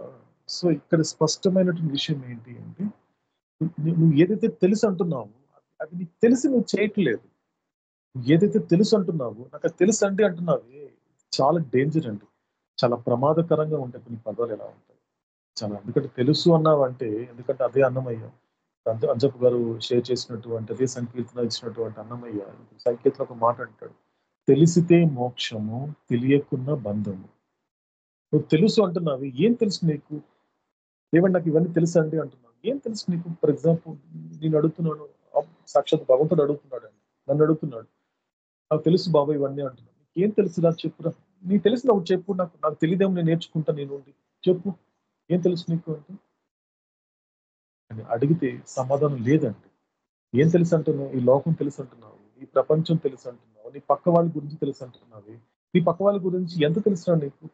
ఎంతవరకు తెలుసు నీకు? చెప్పు. తెలుసన్నా, నీ పక్క వ్యక్తి గురించి తెలుసు అన్నావు, నా ఫ్యామిలీ గురించి తెలుసు అన్నావు, నా ఫ్రెండ్ గురించి తెలుసు అన్నావు, వాళ్ళ గురించి నీకు ఏం తెలుసు? నీకు ఎంతవరకు తెలుసుకున్నావు? ఒక్కటి చెప్పు, నాకు చెప్పు, నేను నేర్చుకుంటా. పోనీ నాకు తెలియని విషయం చెప్తావేమో, నేను నేర్చుకుంటాను, చెప్పరా అంటున్నా. లేదండి, తెలుసుకోవడం అనేది లేదండి. తెలుసుకుంటున్నాను అంటున్నాడే, అలా తెలుసుకుంటున్నాడు అనేది అది కూడా ఒక రకంగా ఊహ కిందే వస్తుంది. అందుకే స్పష్టంగా చెప్పాడు, నువ్వు మాట్లాడే ప్రతి మాట అది కేవలం మాటలకి అంతే, దాని నుంచి ఏముండదు, ఊరికే అంతే, అది గాలి కలిసిపోతుంది నువ్వు మాట్లాడే మాటలు, అది కేవలం మాట. కానీ నేను చెప్పేది మాత్రం, ఆ లైన్ చూడండి ఎంత బాగుంది చూడండి, ఆ లైన్ అద్భుతంగా చెప్పాడు చూడండి. What ever I say, what I no. నేను ఏదైతే మాట్లాడుతున్నానో అదంతా కూడా తెలిసే మాట్లాడుతున్నాను. తెలుసు ఏం మాట్లాడుతున్నాను, నాకు తెలుసు. ఎందుకంటే నాకు తెలుసు నేను భగవంతుణ్ణి అని, నాకు తెలుసు నేను అవతార పురుషుణ్ణి, నాకు తెలుసు నేను పరమాత్ముడిని, నాకు తెలుసు నేను ఈ సృష్టిని సృష్టించిన సృష్టికర్త అని. ఇన్ని చెప్పాను కదా నాకు తెలుసు అని. నువ్వు చెప్పురా, నీకేం తెలుసు చెప్పు. ఏం తెలుసు నీకు? నీకు తెలిసిన దేహం మాత్రమే. హరిప్రసాద్ అంటున్నావు, బాబా నాకు తెలుసు బాబా, నా గురించి నాకు తెలుసు బాబా అంటున్నావు. ఏం తెలుసు నీకు? శరీరం గురించి తెలుసు.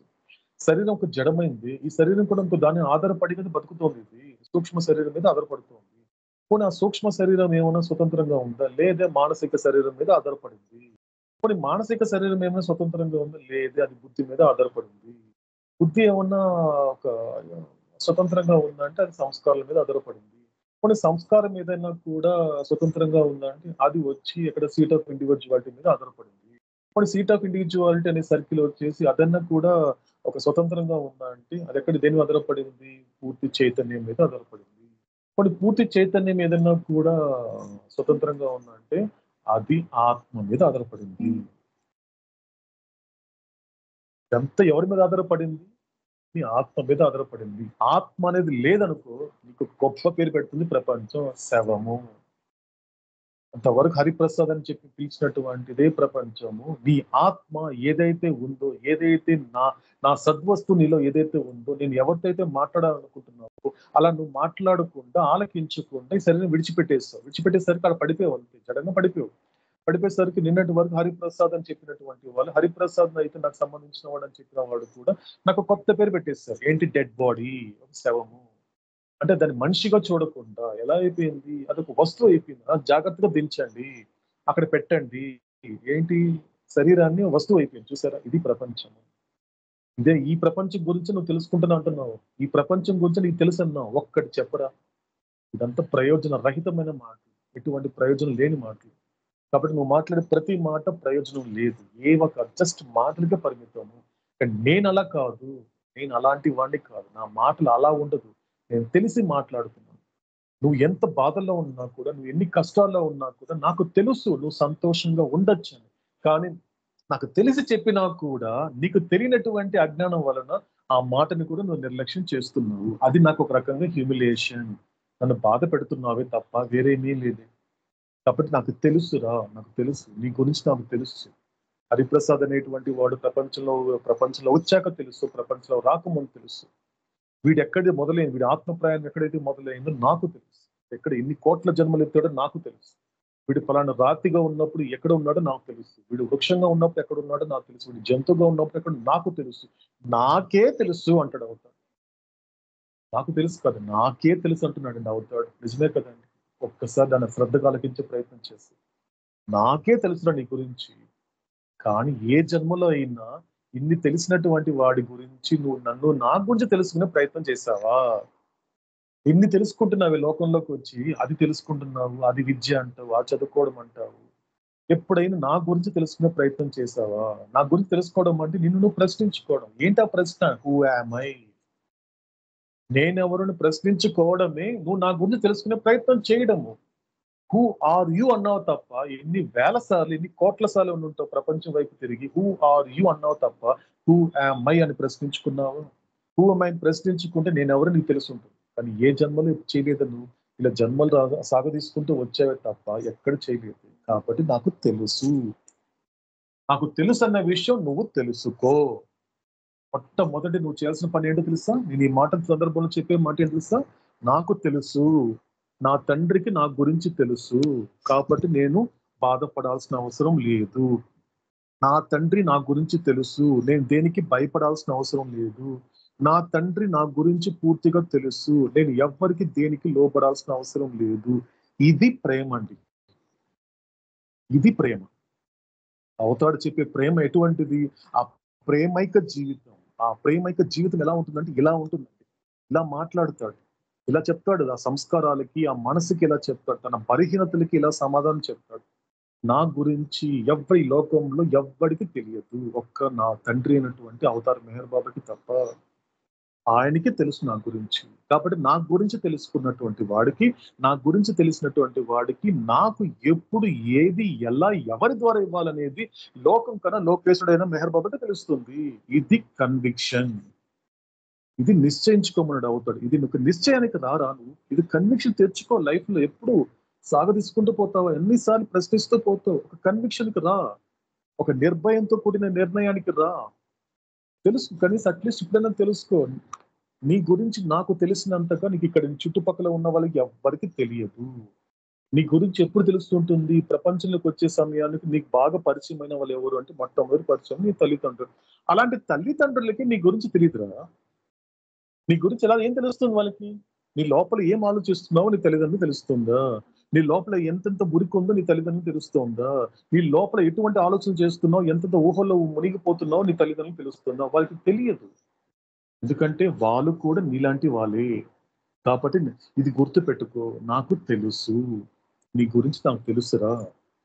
కాబట్టి ఎందుకు భయం వస్తుంది నీకు అంటే, నా గురించి ఎవరికి ఏమో తెలియదేమో, కాబట్టి నాకు నా లైఫ్ ఏమో జరిగిపోతుందేమో అని భయం మొదలైపోతుందండి. కానీ నా గురించి ఎవరికి తెలియదేమో, కాబట్టి నేనేమైపోతానేమో, కాబట్టి నాకు ఎవరు లేరేమో అనేది కూడా వచ్చేస్తుందండి. సాధారణంగా ఈ సంస్కారాలు చేసేటువంటి జాదు వల్ల ఇలా తయారైపోతున్నాడు మనిషి. అందుకే లోకంలో అవతడు ఎప్పుడు చెప్తుంటాడు, యాంగ్జైటీ, భయాలు, ఈ బాధల వల్ల డిప్రెషన్స్ పెరిగిపోతూ ఉంది, డిప్రెస్ అయిపోతున్నాడు, తను చంపుకుంటున్నాడు మనిషి.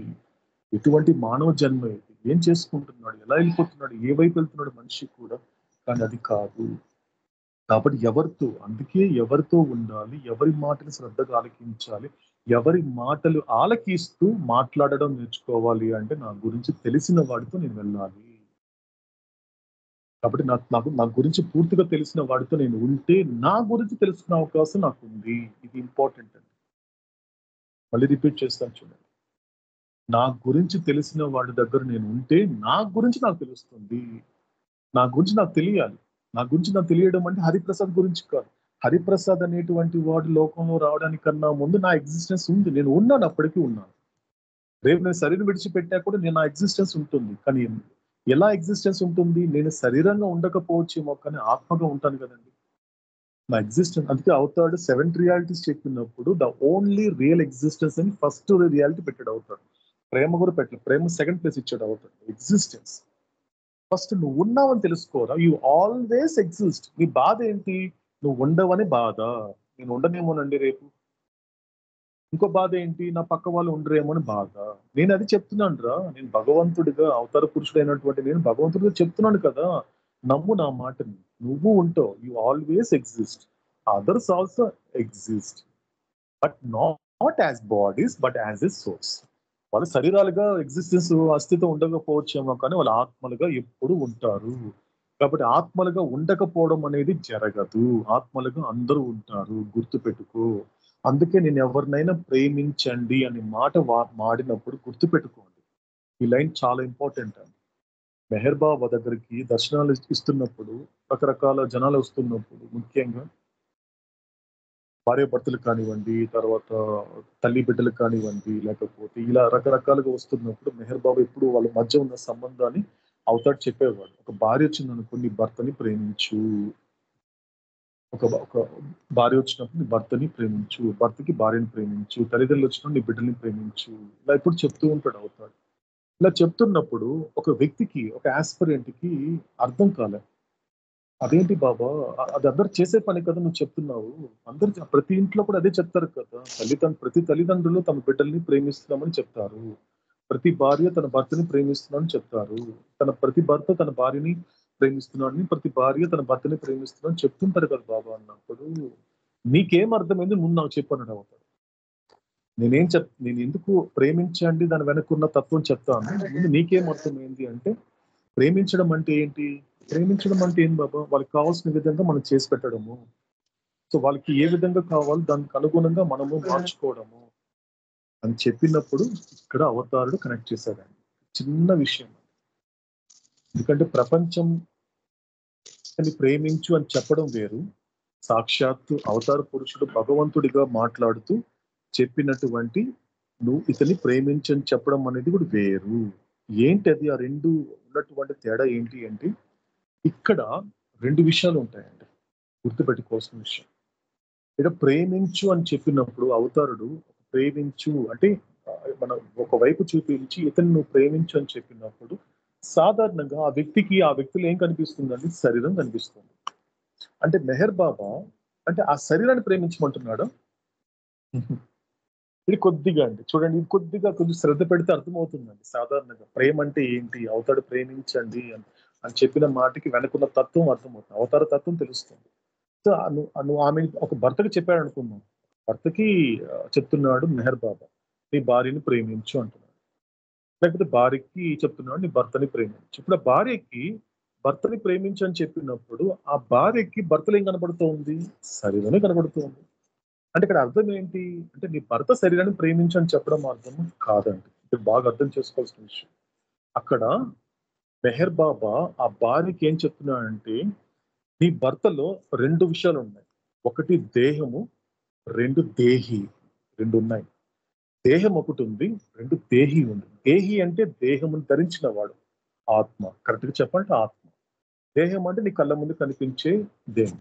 కానీ ఈ ప్రేమ శరీరంతో సరిపడక వెళ్ళదు. ఒక కేవలం శరీరంతో పరిమితం అవ్వదు.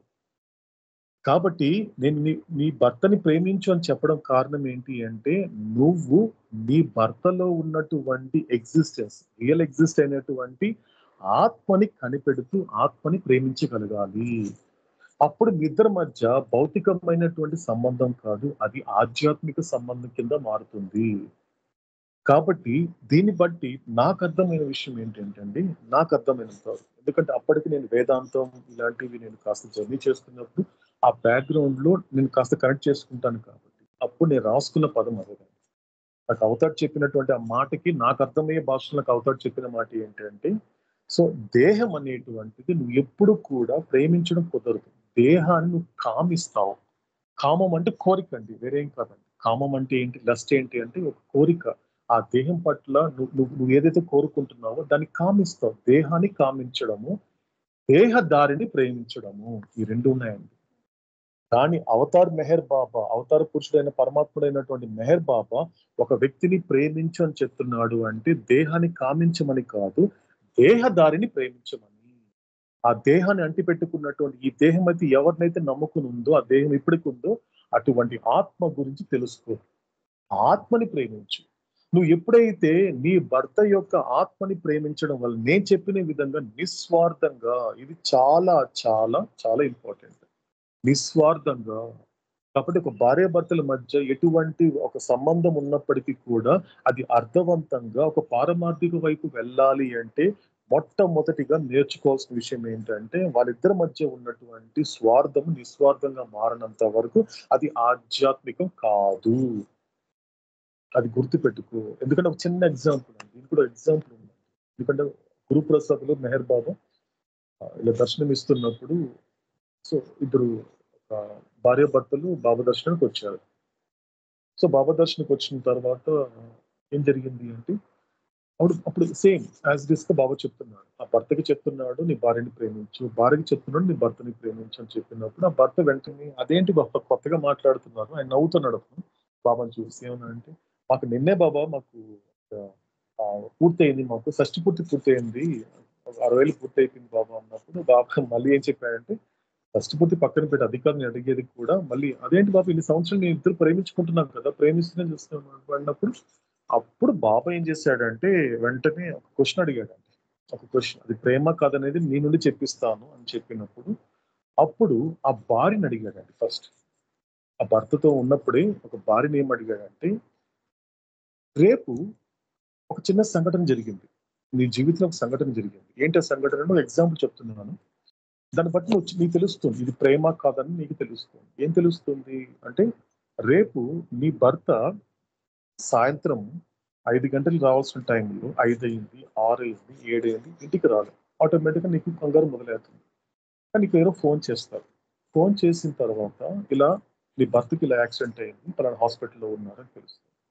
తెలియగానే వెంటనే నువ్వు వెళ్తావు, హాస్పిటల్కి పరిగెత్తుకుంటూ వెళ్తావు. వెళ్ళగానే డాక్టర్ ఏం చెప్తాడంటే అమ్మా మీ భర్తకి కొద్దిగా చాలా పెద్ద ప్రమాదం జరిగింది, కానీ ఇప్పటి నుంచి అతను కదలలేడు, సో కాబట్టి ఇక మీదట నువ్వే అతను చూసుకోవాలి, మొత్తం కంప్లీట్ నువ్వే చూసుకోవాలి అని డాక్టర్ నీకు చెప్పినప్పుడు ఒక భార్యగా నీలో వచ్చే మొట్టమొదటి ఆలోచన ఏమిటి? నీలో ఫస్ట్ వచ్చే మొట్టమొదటి ఆలోచన, ఎందుకంటే నేను మళ్ళీ రిపీట్ చేస్తున్నాను, నాకు నీ నుండి ఒక సిన్సియర్ హానెస్టీ ఆన్సర్ కావాలి. నీకు వచ్చే మొట్టమొదటి ఆలోచన, నీ ఆలోచన అడగటం లేదు, నీ మొట్టమొదటి ఆలోచన. నాకు వెంటనే ఏమొస్తాడు సిన్సియర్ హానెస్టీ చెప్పాడు, నేను రేపటి నుంచి అతనికి చెయ్యాలి, అతను నాకు ఎప్పుడైనా ఇంతవరకు నాకు ఏమైనా చేశాడా అనేటువంటి ఆన్సర్ వస్తుంది బాబా అని చెప్పినాడు. నాకు అతను ఏమైనా రేపటి నుంచి అది చేయాలి, అదిలా అతను నాకు ఏమైనా చేస్తుంటే కదా అతను చేయడానికి అని ఆలోచన వస్తుంది. దీనిని ఏ భాషలో ప్రేమ అంటారమ్మా? ఇది ప్రేమ కాదు. కేవలం మీ ఇద్దరి మధ్య ఉండేది. అందుకనే నేను చెప్తున్నాను. ఎందుకంటే మీరిద్దరు కూడా భార్యాభర్తలుగా ఈ జన్మలో కలవడానికి కేవలం భార్యాభర్తలుగా కాదు, సాధకులుగా ఉండడానికి మీకు ఒక జన్మ అనేది నిర్దేశించబడింది. ఈ జన్మలో కేవలం మీరు సాధకులే కాదు, ఎందుకంటే మీ ఇద్దరు గత జన్మలో ఒక గురువు దగ్గర శిష్యులను అవుతారు. ఇద్దరు ఎవరో తెలుసా? గత జన్మలో ఒక గురువు దగ్గర శిష్యులుగా ఉన్నారు. ఆ శిష్యులుగా ఉన్నప్పటికీ కూడా, ఎందుకంటే ఆ గురువు ఏం చేశాడంటే, మీ ఇద్దరికి ఉన్న సంస్కారాలు అనేది ఒక జన్మతో సరిపోదు కాబట్టి వచ్చే జన్మలో మళ్ళీ మీ ఇద్దరు కలుస్తారు, ఏదో విధంగా కలుస్తారు. కలిసినప్పుడు కనుక అది ఏ సంబంధం ఏర్పరచుకున్నప్పటికీ కూడా భగవంతుడి యొక్క ధ్యానంతో, భగవంతుడి యొక్క ధ్యాసతో మీ ఇద్దరి జన్మని పరిపూర్ణం చేసుకొని మోక్షాన్ని పొందండి అని గత జన్మలో ఆ గురువు వీళ్ళిద్దరిని ఆశీర్వదించాడు. అప్పుడు వీళ్ళిద్దరికీ అవుతాడు చెప్తాడు, అప్పుడు క్లియర్ గా చెప్తాడు. కాబట్టి మీ ఇద్దరి మధ్య ఉన్నటువంటి స్వార్థం అనేది ఇప్పటి నుంచి తగ్గించుకొని నిస్వార్థంగా ఒకరి ఆత్మల్ని ఒకరు తెలుసుకోండి, ఒక సాధకులుగా ఉండండి. ఇద్దరు భార్యాభర్తలు కాదు, ఈ రోజు నుంచి మీరిద్దరు సాధకులు. నా దగ్గర నేను చెప్పిన సాధన చేయడానికి ఒక సాధకులు అని పంపించేశాడు. అవుతాడు. ఇది అంటే తెలుసుకోవడం, ఇది తెలుసుకోవడం. అన్ని తెలిసిన వాడు ఒక మాట చెబుతున్నప్పుడు ఆ మాటని తెలుసుకునే ప్రయత్నం చేయాలి. అందుకోసం ఇవ్వబడినదే one of the gift, full consciousness. ఏమంటే తెలుసుకోగలుగుతామండి. అందుకే చెప్పాడు కదా అన్నమయ్య, తెలిసితే మోక్షము. తెలిసితే, ఏం తెలిసితే? నువ్వు దేహం కాదు అని తెలిస్తే నీకు మోక్షము. నువ్వు పరిమితమైన వాడివి కాదు, నువ్వు అపరిమితుడివి అని తెలిస్తే నీకు మోక్షము. నేను వచ్చింది ఈ లోకంలో ఉండిపోవడానికి కాదు అని తెలిస్తే నీకు మోక్షము. నువ్వు దేనికి కూడా అంటి పెట్టుకోకుండా, నువ్వు దేనికి లోబడకుండా, నువ్వు ఎవరికి కూడా బంధనాలు ఇరుక్కోకుండా, నువ్వు స్వేచ్ఛగా నువ్వు కర్మయోగంగా కనుక నువ్వు కర్మయోగం చేసుకుంటూ వెళ్ళగలిగితే అది మోక్షము. ఇది తెలుసుకోవడము. ఇవేమి నీకు తెలియటం లేదనుకో, ఏమి తెలియట్లేదు అంటే నీకు తెలియకపోతే బంధనము. కాబట్టి తెలిసితే మోక్షము, తెలియకున్న బంధము. కాబట్టి నీకున్న బంధనాలని ఎక్కడి నుంచి వచ్చింది అంటే నువ్వు తెలుసుకోకపోవడం వల్లనే వచ్చింది ఈ బంధనాలంతా కూడా. గుర్తుపెట్టుకో, బైండింగ్స్ అనేది తనంతటిగా రాలేదు, నువ్వు తెలుసుకోకపోవడం వల్లనే ఈ బంధనాలు వచ్చింది. ఈ మాట గుర్తుపెట్టుకో. కాబట్టి నువ్వేం చేయాల్సింది ఏమీ లేదు. అన్ని తెలిసిన వాడు మాట్లాడుతున్నాడు కాబట్టి, నీ గురించి అన్ని తెలిసిన వాడు మాట్లాడుతున్నప్పుడు శ్రద్ధగా ఆలోచించి వాటిని తెలుసుకునే ప్రయత్నం చెయ్యి. ఎందుకంటే గాడ్ స్పీక్స్ అనేది కూడా అవతార్ మెహర్ బాబా ఎవల్యూషన్ లో ఉన్నప్పుడు ఒక యానిమల్ దగ్గర కండక్ట్ చేయలేదు. నేను ఒక స్టోన్ గా ఉన్నప్పుడు అక్కడ వచ్చి నా గాడ్ స్పీక్స్ చెప్పలేదు. నేను మెటల్ గా ఉన్నప్పుడు గాడ్ స్పీక్స్ చెప్పలేదు. నేను వెజిటేబుల్ గా ఉన్నప్పుడు చెప్పలేదు. నేను వామ్స్ రెప్టైల్ గా ఉన్నప్పుడు చెప్పలేదు. నేను ఫిష్ గా ఉన్నప్పుడు చెప్పలేదు. నేను బర్డ్స్ గా ఉన్నప్పుడు చెప్పలేదు. యానిమల్ గా ఉన్నప్పుడు చెప్పలేదు. మనిషిగా వచ్చినప్పుడు గాడ్ స్పీక్స్ చెప్తున్నారు. దీన్ని బట్టి ఏం అర్థమవుతోంది? ఎస్, నాకు ఒక అవకాశం, ఈ జన్మకు ఒక అవకాశం. కాబట్టి ఈ జన్మలో ఇచ్చినటువంటి అవకాశాన్ని పూర్తి స్పృహతో సద్వినియోగపరుచుకునే ప్రయత్నం చేస్తాను బాబా అని ఆయన ముందు ప్రమాణం చేయడమే. బాబా డెఫినెట్ గా Baba I will make it final. నేను ఇది చివరి జన్మ చేసుకోవడానికి మళ్ళీ లోకానికి వచ్చి నీకు పని చెప్పకుండా నీ కోసం పని చేసి పెడతాను బాబా, నీ కోసం పని చేస్తాను, నువ్వు చెప్పిన పని చేస్తాను అని ఎరుకతో కలిగి ఉండడమే తెలిసిన వాడి గురించి తెలుసుకోవడము. ఇది చాలా చాలా ఇంపార్టెంట్ అండి. ఇది ఎప్పుడు కూడా క్యారీ చేయాల్సినటువంటి చాలా ఇంపార్టెంట్ విషయాలు ఇదొకటి. కాబట్టి నా గురించి తెలిసినటువంటి వాడు నాకు చెబుతున్నప్పుడు నేను ఎందుకు భయపడాలి? నా గురించి తెలిసినటువంటి వాడు నా గురించి చెబుతున్నప్పుడు నేను ఎందుకు బాధపడాలి? నాకెందుకు యాంగ్జైటీ? నాకెందుకు ఫియర్? నాకు ఏం అవసరం లేదు, హాయిగా ఉండొచ్చే. నా గురించి తెలిసిన వాడు నా కళ్ళ ముందు కనపడుతున్నాడే, నాతో చక్కగా మాట్లాడుతున్నాడే, నన్ను తన దగ్గర కూర్చోపెట్టుకున్నాడే, నా భుజం మీద చేయి వేసుకొని అన్ని విషయాలు చెప్తున్నాడే, అలా మెద్దరం కూడా అలా వాక్ చేసుకుంటూ పోతూ నాకు అన్ని విషయాలు చెప్తున్నాడే మెహర్ బాబా. ఇలా అలా కాన్స్టెంట్ కంపానియన్ దగ్గరగా ఉన్నప్పుడు, ఒక ఎటర్నల్ బిలోడ్ దగ్గరగా ఉన్నప్పుడు, ఇంత చక్కని జీవితం జన్మనిచ్చినటువంటి మెహర్ బాబాకి గ్రాటిట్యూడ్ గా అట్లీస్ట్ ఆలకించలేమా అని ఏమీ అడగటం లేదు. ఆయన ఏది బండలు మోయమంటలేదు, ఆయన యోగాసనాలు వేయమంటలేదు, ఆయన ధ్యానం చేయమంటలేదు. ఏది అసలు కష్టపడాల్సిన అవసరమే లేదురా.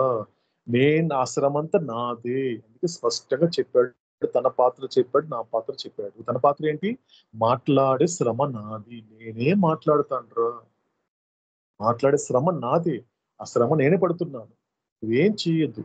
చక్కగా నీకేం కావాలో ఫుడ్ పెట్టిస్తారు, చక్కగా తింటూ విను. కాబట్టి నీ నుండి నేను కోరుకుంటున్నాను, ఆలకించే శ్రద్ధ నీది. శ్రద్ధ పెట్టరా, ఈ జన్మలో నేను నీ నుంచి ఏం కోరుకోవట్లేదు, కాస్త జస్ట్ శ్రద్ధ పెట్టు. ఎందుకంటే అనేక జన్మల్లో నన్ను దూరం చేసుకోవడానికి కారణం ఏంటి అంటే నా పట్ల నీకున్న అశ్రద్ధే. లోకం పట్ల చూపించిన శ్రద్ధ కాస్త కూడా నా మీద చూపించలేకపోయావు, కాబట్టి జన్మలో లెక్కలేని విధంగా ఇలా పెరిగిపోతూ వచ్చింది. కాబట్టి ఇంపార్టెంట్ అనే విషయం ఏంటంటే శ్రద్ధ పెట్టరా. శ్రద్ధ పెడితే ముఖ్యంగా ఎందుకంటే అది చాలా ఇంపార్టెంట్ అనే మాట అండి. మెహరోపాసనంలో గాడ్ స్పీక్స్ అనేటువంటిది గుప్పెట్లో అందుకోవడానికి అత్యంత ముఖ్యమైన మాట ఏంటి అంటే, ఒకవేళ నాకు నేను చెప్పుకుంటే, ఎవరికి వాళ్ళు చెప్పుకుంటే, ఒకవేళ నేను నా తండ్రి మాట గనుక శ్రద్ధగా ఆలకించగలిగితే నా కళ్ళు తెరుచుకుంటుంది. ఎందుకంటే ఈ ప్రపంచంలో కళ్ళు మూసుకొని పనులు చేస్తే నేను ఎంతవరకు చచ్చేంత వరకు అజ్ఞానిని. అదే పనులు గనుక కళ్ళు తెరిచి చేసుకోగలిగితే నేనే జ్ఞానిగా చేయగలుగుతాను, ఒక కర్మ యోగిగా చేయగలుగుతాను. అన్ని తెలుసుకొని చేయగలిగితే అప్పుడు నాకు కావాల్సిన మోక్షం అనేది ప్రాప్తింప చేస్తాడు నాకు ఈ ప్రీతముడైనటువంటి మెహర్ బాబా. సో కాబట్టి నాకు తెలుసురా, నేను చెప్పే ప్రతి మాట నాకు తెలియదు అనుకుంటున్నావేమో. మెహర్ బాబాకి ఏం తెలుసు, డోంట్ వరీ బీ హ్యాపీ అన్నాడు. ఒకసారి మా ఇంట్లోకి వచ్చి చూసి తెలుస్తుందంటే, మరి ఇంట్లోకి రావడం కాదురా, ఇంట్లోకి వచ్చిన ప్రతి దాని గురించి ఆయన తెలిసే నీ దగ్గరికి పంపించాడు అనే విషయం ఎంతమంది తెలుస్తుందండి. కాబట్టి నాకు తెలుసు, కాబట్టి నాకు తెలియదు అనుకోవద్దు. నాకు తెలియదు అనుకున్నావు అంటే నీ వరీ స్టార్ట్ అయినట్టే. నాకు తెలియదు అనుకుంటున్నావు అంటే నువ్వు హ్యాపీగా ఉండే అవకాశం అనేది నెమ్మది గ్రాడ్యువల్గా తగ్గించుకుంటున్నావు నా అర్థం. ఎప్పుడు నాకు తెలియదు అనుకుంటున్నావు, నా సహాయం కాకుండా ప్రపంచం నుండి ఒక రిలీఫ్ కోరుకుంటావు. అందుకే స్పష్టంగా చెప్పాడు అవుతాడు. ఇక్కడ రెండు విషయాలు ఉన్నాయి. ఏంటి విషయాలు? పర్మనెంట్ హెల్ప్ ఉంది, శాశ్వతమైన సహాయం ఉంది. ఇంకోవైపు ఒక తాత్కాలికమైనటువంటి ఉపశమనం ఉంది, టెంపరరీ రిలీఫ్. ఒక రిలీఫ్ కోరుకుంటున్నావే తప్ప, నీకు తలనొప్పి వస్తే రిలీఫ్ కోరుకుంటున్నావే తప్ప ఆ తలనొప్పి ఎందుకు వచ్చింది ఎప్పుడైనా ఆలోచించావా? ఇంతవరకు బాగానే ఉన్నావు కదా, ఒక్కసారి తలనొప్పి ఎందుకు వచ్చింది ఎప్పుడైనా ఆలోచించావా? ఏదో జెండు బాము అమృతాలను పూసేసి తగ్గించుకుంటున్నావు తప్ప ఆ తలనొప్పి ఎందుకు వచ్చింది అంటే ఎక్కడో ఒక చోట నీ లిమిటేషన్ దాటి నువ్వు ఆలోచించావు కాబట్టి నీకు తలనొప్పి వచ్చింది. నీ లిమిటేషన్ దాటుకొని నువ్వు మాట్లాడకూడని మాట మాట్లాడావు కాబట్టి నీకు తలనొప్పి వచ్చింది. నీ లిమిటేషన్ దాటుకొని చేయకూడని కర్మలు చేస్తున్నావు కాబట్టి నీకు తలనొప్పి వచ్చింది. ఇదంతా కూడా భగవంతుడు ఇచ్చేటువంటి ఒక చిన్న సింటమ్స్ అండి. ఇది గుర్తించాలి ఎప్పుడు కూడా. ఈ శరీరాన్ని ఇంతవరకు బాగుంది కాదు, ఎందుకు చేస్తున్నాం, ఏదో మన లిమిటేషన్ దాడి చేస్తున్నాము. సో భగవంతుడు ఇబ్బంది పనులు చేస్తున్నాము అనే విషయాన్ని కాస్త గుర్తుంచుకోగలిగితే శ్రద్ధ పెట్టడానికి ఒక అవకాశం ఈ జన్మలో అనేది సాధ్యపడుతుంది. కాబట్టి అవతార్ చెప్పిన మాట మళ్ళీ రిపీట్ చేసుకుందాం. కష్టమే అని సాధ్యపడుతుంది. ఇది ఒక రకంగా చెప్పాలి అంటే ఒక రకంగా ధ్యానం చేసుకోవాల్సిన మాట, ఇది మెడిటేట్ చేసుకోవాల్సిన విషయం కాబట్టి కష్టమే, నేను చెప్పేది కష్టమే కానీ సాధ్యపడుతుంది, నేను చూపించే మార్గము కష్టమే కానీ సాధ్యపడుతుంది. సో నేను చెప్పేటువంటి ప్రతి ఒక్క విషయం కూడా కష్టమే అనిపిస్తుంది కానీ అది సాధ్యపడుతుంది. ఈ విషయాన్ని కాస్త గుర్తించే ప్రయత్నం చేద్దాం. కాబట్టి ఇక్కడ అవతార్ చెప్పిన మాట, నేను ఏదైతే మాట్లాడుతున్నా అవన్నీ నేను తెలిసే మాట్లాడుతున్నాను, కానీ నువ్వు మాట్లాడే మాటలు మాత్రము కేవలము మాటలకే పరిమితం అవుతుంది అని చెప్తూ ఇంకొక చిన్న విషయం తెలుసుకుందామండి. 7వ విషయము, there is a force, spiritual force in my words which is of great help to the sincere aspirant. నేను మాట్లాడే మాటలలో ఒక నిజాయితీ గల సాధకుడికి గొప్ప సహాయకారిగా ఉపయోగపడి ఒక ఆధ్యాత్మిక శక్తి అనేది ఉంటుంది. ఎవరు అసలు గుర్తిస్తారు నా మాట అనేది ఇక్కడ ఒక విషయం చెప్తున్నాడండి అవుతారు. నేను మాట్లాడుతున్నప్పుడు నా మాటని గుర్తించి, మనం ప్రీవియస్ మెహరోపాసనలో అవతార్ చెప్పిన ఒక మాటని కొద్దిగా మనము దాన్ని రిపీట్ చేసుకుంటే, నా అవతరణ, నేను అవతరించినది అందరి కోసము అయినప్పటికీ, నేను అవతరించింది అందరి కోసము అయినప్పటికీ నా రాకను గుర్తించి సద్వినియోగం చేసుకునేది కొద్ది మంది మాత్రమే. ఆ కొద్ది మంది ఎవరు అంటే ఆస్పిరెంట్స్, సాధకులు, తనను తాను తరింప చేసుకోవాలని భావించేవాళ్ళు, తనను తాను తెలుసుకోవాలని భావించేవాళ్ళు, ఎందుకు ఈ జన్మ వచ్చింది అని తనను తాను ప్రశ్నించుకునేటువంటి వాళ్ళు, ఇక్కడ నేను చేయాల్సిన పని ఏంటి అని ఆత్మ విచారం చేసుకునేటువంటి వాళ్ళు. అలాంటి వాళ్ళకి నేను చెప్పేటువంటి ప్రతి మాట ఎలా ఉంటుంది, వాళ్ళకి ఒక సహాయకారిగా ఉంటుంది. వాళ్ళకి ఎలా ఉపయోగపడుతుంది? ఒక ఆధ్యాత్మిక శక్తితో వాళ్ళు దాన్ని యాక్సెప్ట్ చేస్తారు. ఎందుకంటే ఆ శక్తి అనేది ఎలా ఉంటుంది అంటే, ఆ బలహీనమైపోయినటువంటి ఆధ్యాత్మిక మార్గంలో బలహీనపడేటువంటి సాధకుడికి నా మాట ఒక ఫోర్స్ గా పనిచేస్తుంది. అతడు ఎంత మెటీరియల్ గా ఉన్నప్పటికీ అబ్జర్వ్ చేయండి, కొంతమంది మెటీరియల్ గా చాలా బలహీనంగా ఉంటారు, కానీ ఒక స్పిరిచువల్ గా చాలా స్ట్రాంగ్ గా ఉంటారు. వాళ్ళు పెద్ద విషయాలను పట్టించుకోరు, ప్రపంచంలో విషయాలు. కానీ వాళ్ళు వాళ్ళు ఒక విధంగా మనం చూసేసరికి చాలా ఒక స్పిరిచువల్ గా స్ట్రాంగ్ గా ఉన్నప్పుడు వాళ్ళు లైఫ్ లో జరిగే ప్రతి దాన్ని ఫేస్ చేయగలుగుతారు. దానికి కారణం ఏంటి అంటే, భగవంతుడు అందించినటువంటి ఆ యొక్క ఫోర్స్ ని అందుకొని వాళ్ళ యొక్క జర్నీని చాలా సిన్సియర్ గాను చాలా హానెస్ట్ గా చేసుకుంటూ వెళ్తారు. అందుకే అక్కడ అవుతాడు చెప్పాడు, ఆస్పిరెంట్ అన్నాడు అవుతాడు. అందుకే ఆస్పిరెంట్ ఎవరు అంటే, ఫస్ట్ భూమికలోకి అడుగు పెట్టబోయే వాడిని ఆస్పిరెంట్ అన్నాడు అవుతాడు, ఒక సాధకుడు. కాబట్టి అటువంటి సాధకుడు ఏం చేస్తాడు? సో చెప్పినటువంటి నేను చెప్పే ప్రతి మాటల్లో నా మాటల్లో ఉన్నటువంటి ఒక ఫోర్స్ ని, ఆ స్పిరిచువల్ ఫోర్స్ ని తన యొక్క హెల్ప్ లా వాడుకుంటాడు. చెప్పుకున్నా ఒక గ్రేట్ హెల్పర్ అవుతాడు, గొప్ప సహాయకార్యం, గొప్ప సహాయం చేస్తుంది. కాబట్టి ఆ సహాయం నేను ఎప్పుడైతే అతను అందుకున్నాడో, ఖచ్చితంగా నెమ్మదిగా బలహీన పడినటువంటి ఆ మార్గంలో ఒక బలవంతంగా ఒక బలం చేకూరుస్తుంది. నెమ్మదిగా నేర్చుకోవడం వలన, ఆ శక్తి వలన నెమ్మదిగా తను చేయాల్సినటువంటి ప్రయాణాన్ని కొనసాగిస్తాడు. ఆ మార్గాన్ని ప్రారంభించి నెమ్మదిగా ఆ యొక్క రకరకాలైనటువంటి ఆ భూమికల ద్వారా ఆ జర్నీ చేసుకుంటూ పోతే ఖచ్చితంగా తన డెస్టినేషన్ కి చేరుకుంటాడు. కాబట్టి నా యొక్క మాటల్లో ఏముంటుంది అంటే, ఒక ఫోర్స్ ఉంటుంది, ఒక స్పిరిచువల్ ఫోర్స్ ఉంటుంది అనే విషయం గుర్తుపెట్టుకోండి. ఇది అందరు తీసుకుంటారంటే ఇది అందరు తీసుకోలేరు, గుర్తుపెట్టుకోండి. ఎవరు తీసుకోగలుగుతారు? ఒక సిన్సియర్ ఆస్పిరెంట్, ఒక నిజాయితీ గల సాధకుడు మాత్రమే. ఎవరు తను తరించాలి, ఈ జన్మ ఎందుకు వచ్చింది, నేనెవరు అనే విషయాన్ని తనకు తాను ప్రశ్నించుకున్నటువంటి వాడు మాత్రం ఖచ్చితంగా అతడికి ఇది ఒక ఫోర్స్ గా, గొప్ప సహాయకారిగా అనేది ఉంటుంది అని మనకి అవుతారు ఇప్పటికీ సో కంక్లూడ్ చేస్తున్నాడండి. ఇప్పటి వరకు కూడా ఎటర్నల్ బెలివెడ్ అవతార్ మెహర్ బాబా కీ జై. సో మిగతా విషయాలు కూడా మనం రేపటి నుంచి రేపు కంటిన్యూ చేద్దామండి. కొన్ని విషయాలు అవుతాడు చెప్తాను, దాన్ని ఆలోచించే ప్రయత్నం చేద్దాం. ఫైనల్ గా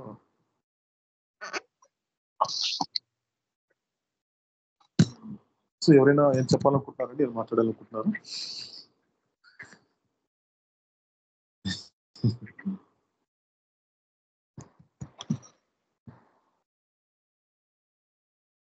రైట్ అండి. సో అయితే మనకి నర్మదా గారు మనకి భుజావార్తో మనం కంక్లూడ్ చేద్దాం. अवतार मेहर बाबा की जय। बुझावे नार जहलतनी कर कुद रातने परमातु चलागी आस भक्तों ने के बख्शे नूरे मातु आया मुर्शद मेहर बाबा चरण पर तुझ न दरी सर खुदाना जात थी वाके फतेह में तू मेहर बातो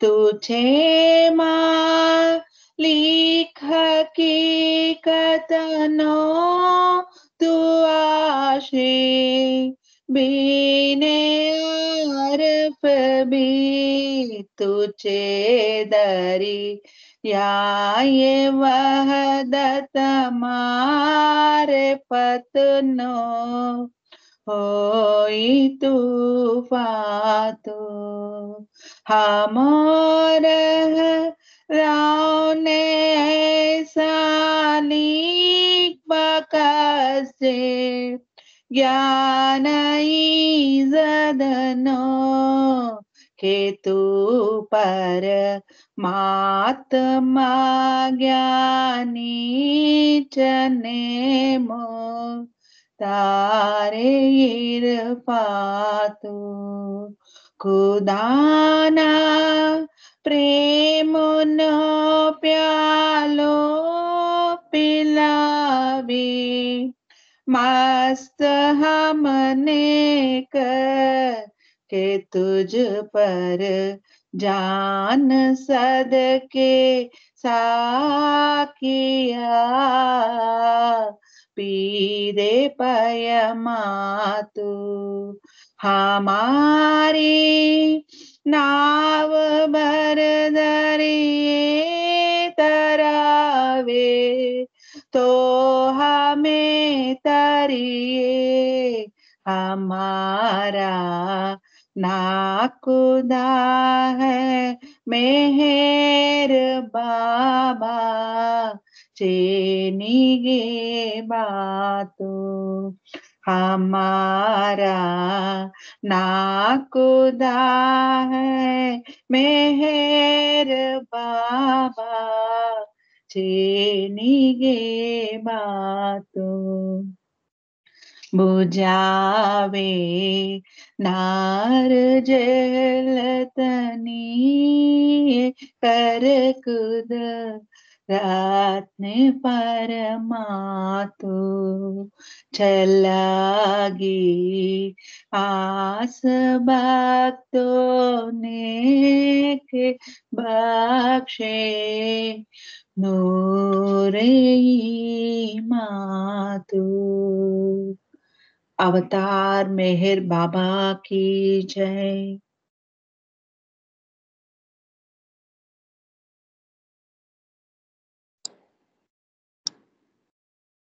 జై మేరపాలి. సో ఇది ఈనాటి మేరోపాసనం అండి. సో ఇంకా మనకి రేపు కూడా ఉంటుంది కాబట్టి రేపు కూడా అవతారుడు ఎటువంటి విషయాలు చెప్తారు ఆలకించే ప్రయత్నం చేద్దాం. సో మనం రేపు ఎగ్జాక్ట్గా 6:30కి కలిసి మన మెహరోపాసన కొనసాగించే ప్రయత్నం చేద్దాం. ఓ అవతార పురుషుడా, లోకమును కాకుండా నిన్ను అర్థం చేసుకునేలా, లోక సంకల్పము కాకుండా నీ సంకల్పము అర్థం చేసుకునేలా నన్ను మలుచు. శాశ్వత ప్రీతమ అవతార్ మెహర్ బాబా की जय. जय बाबा हरि. नागेश गाరు జై మేరోపా.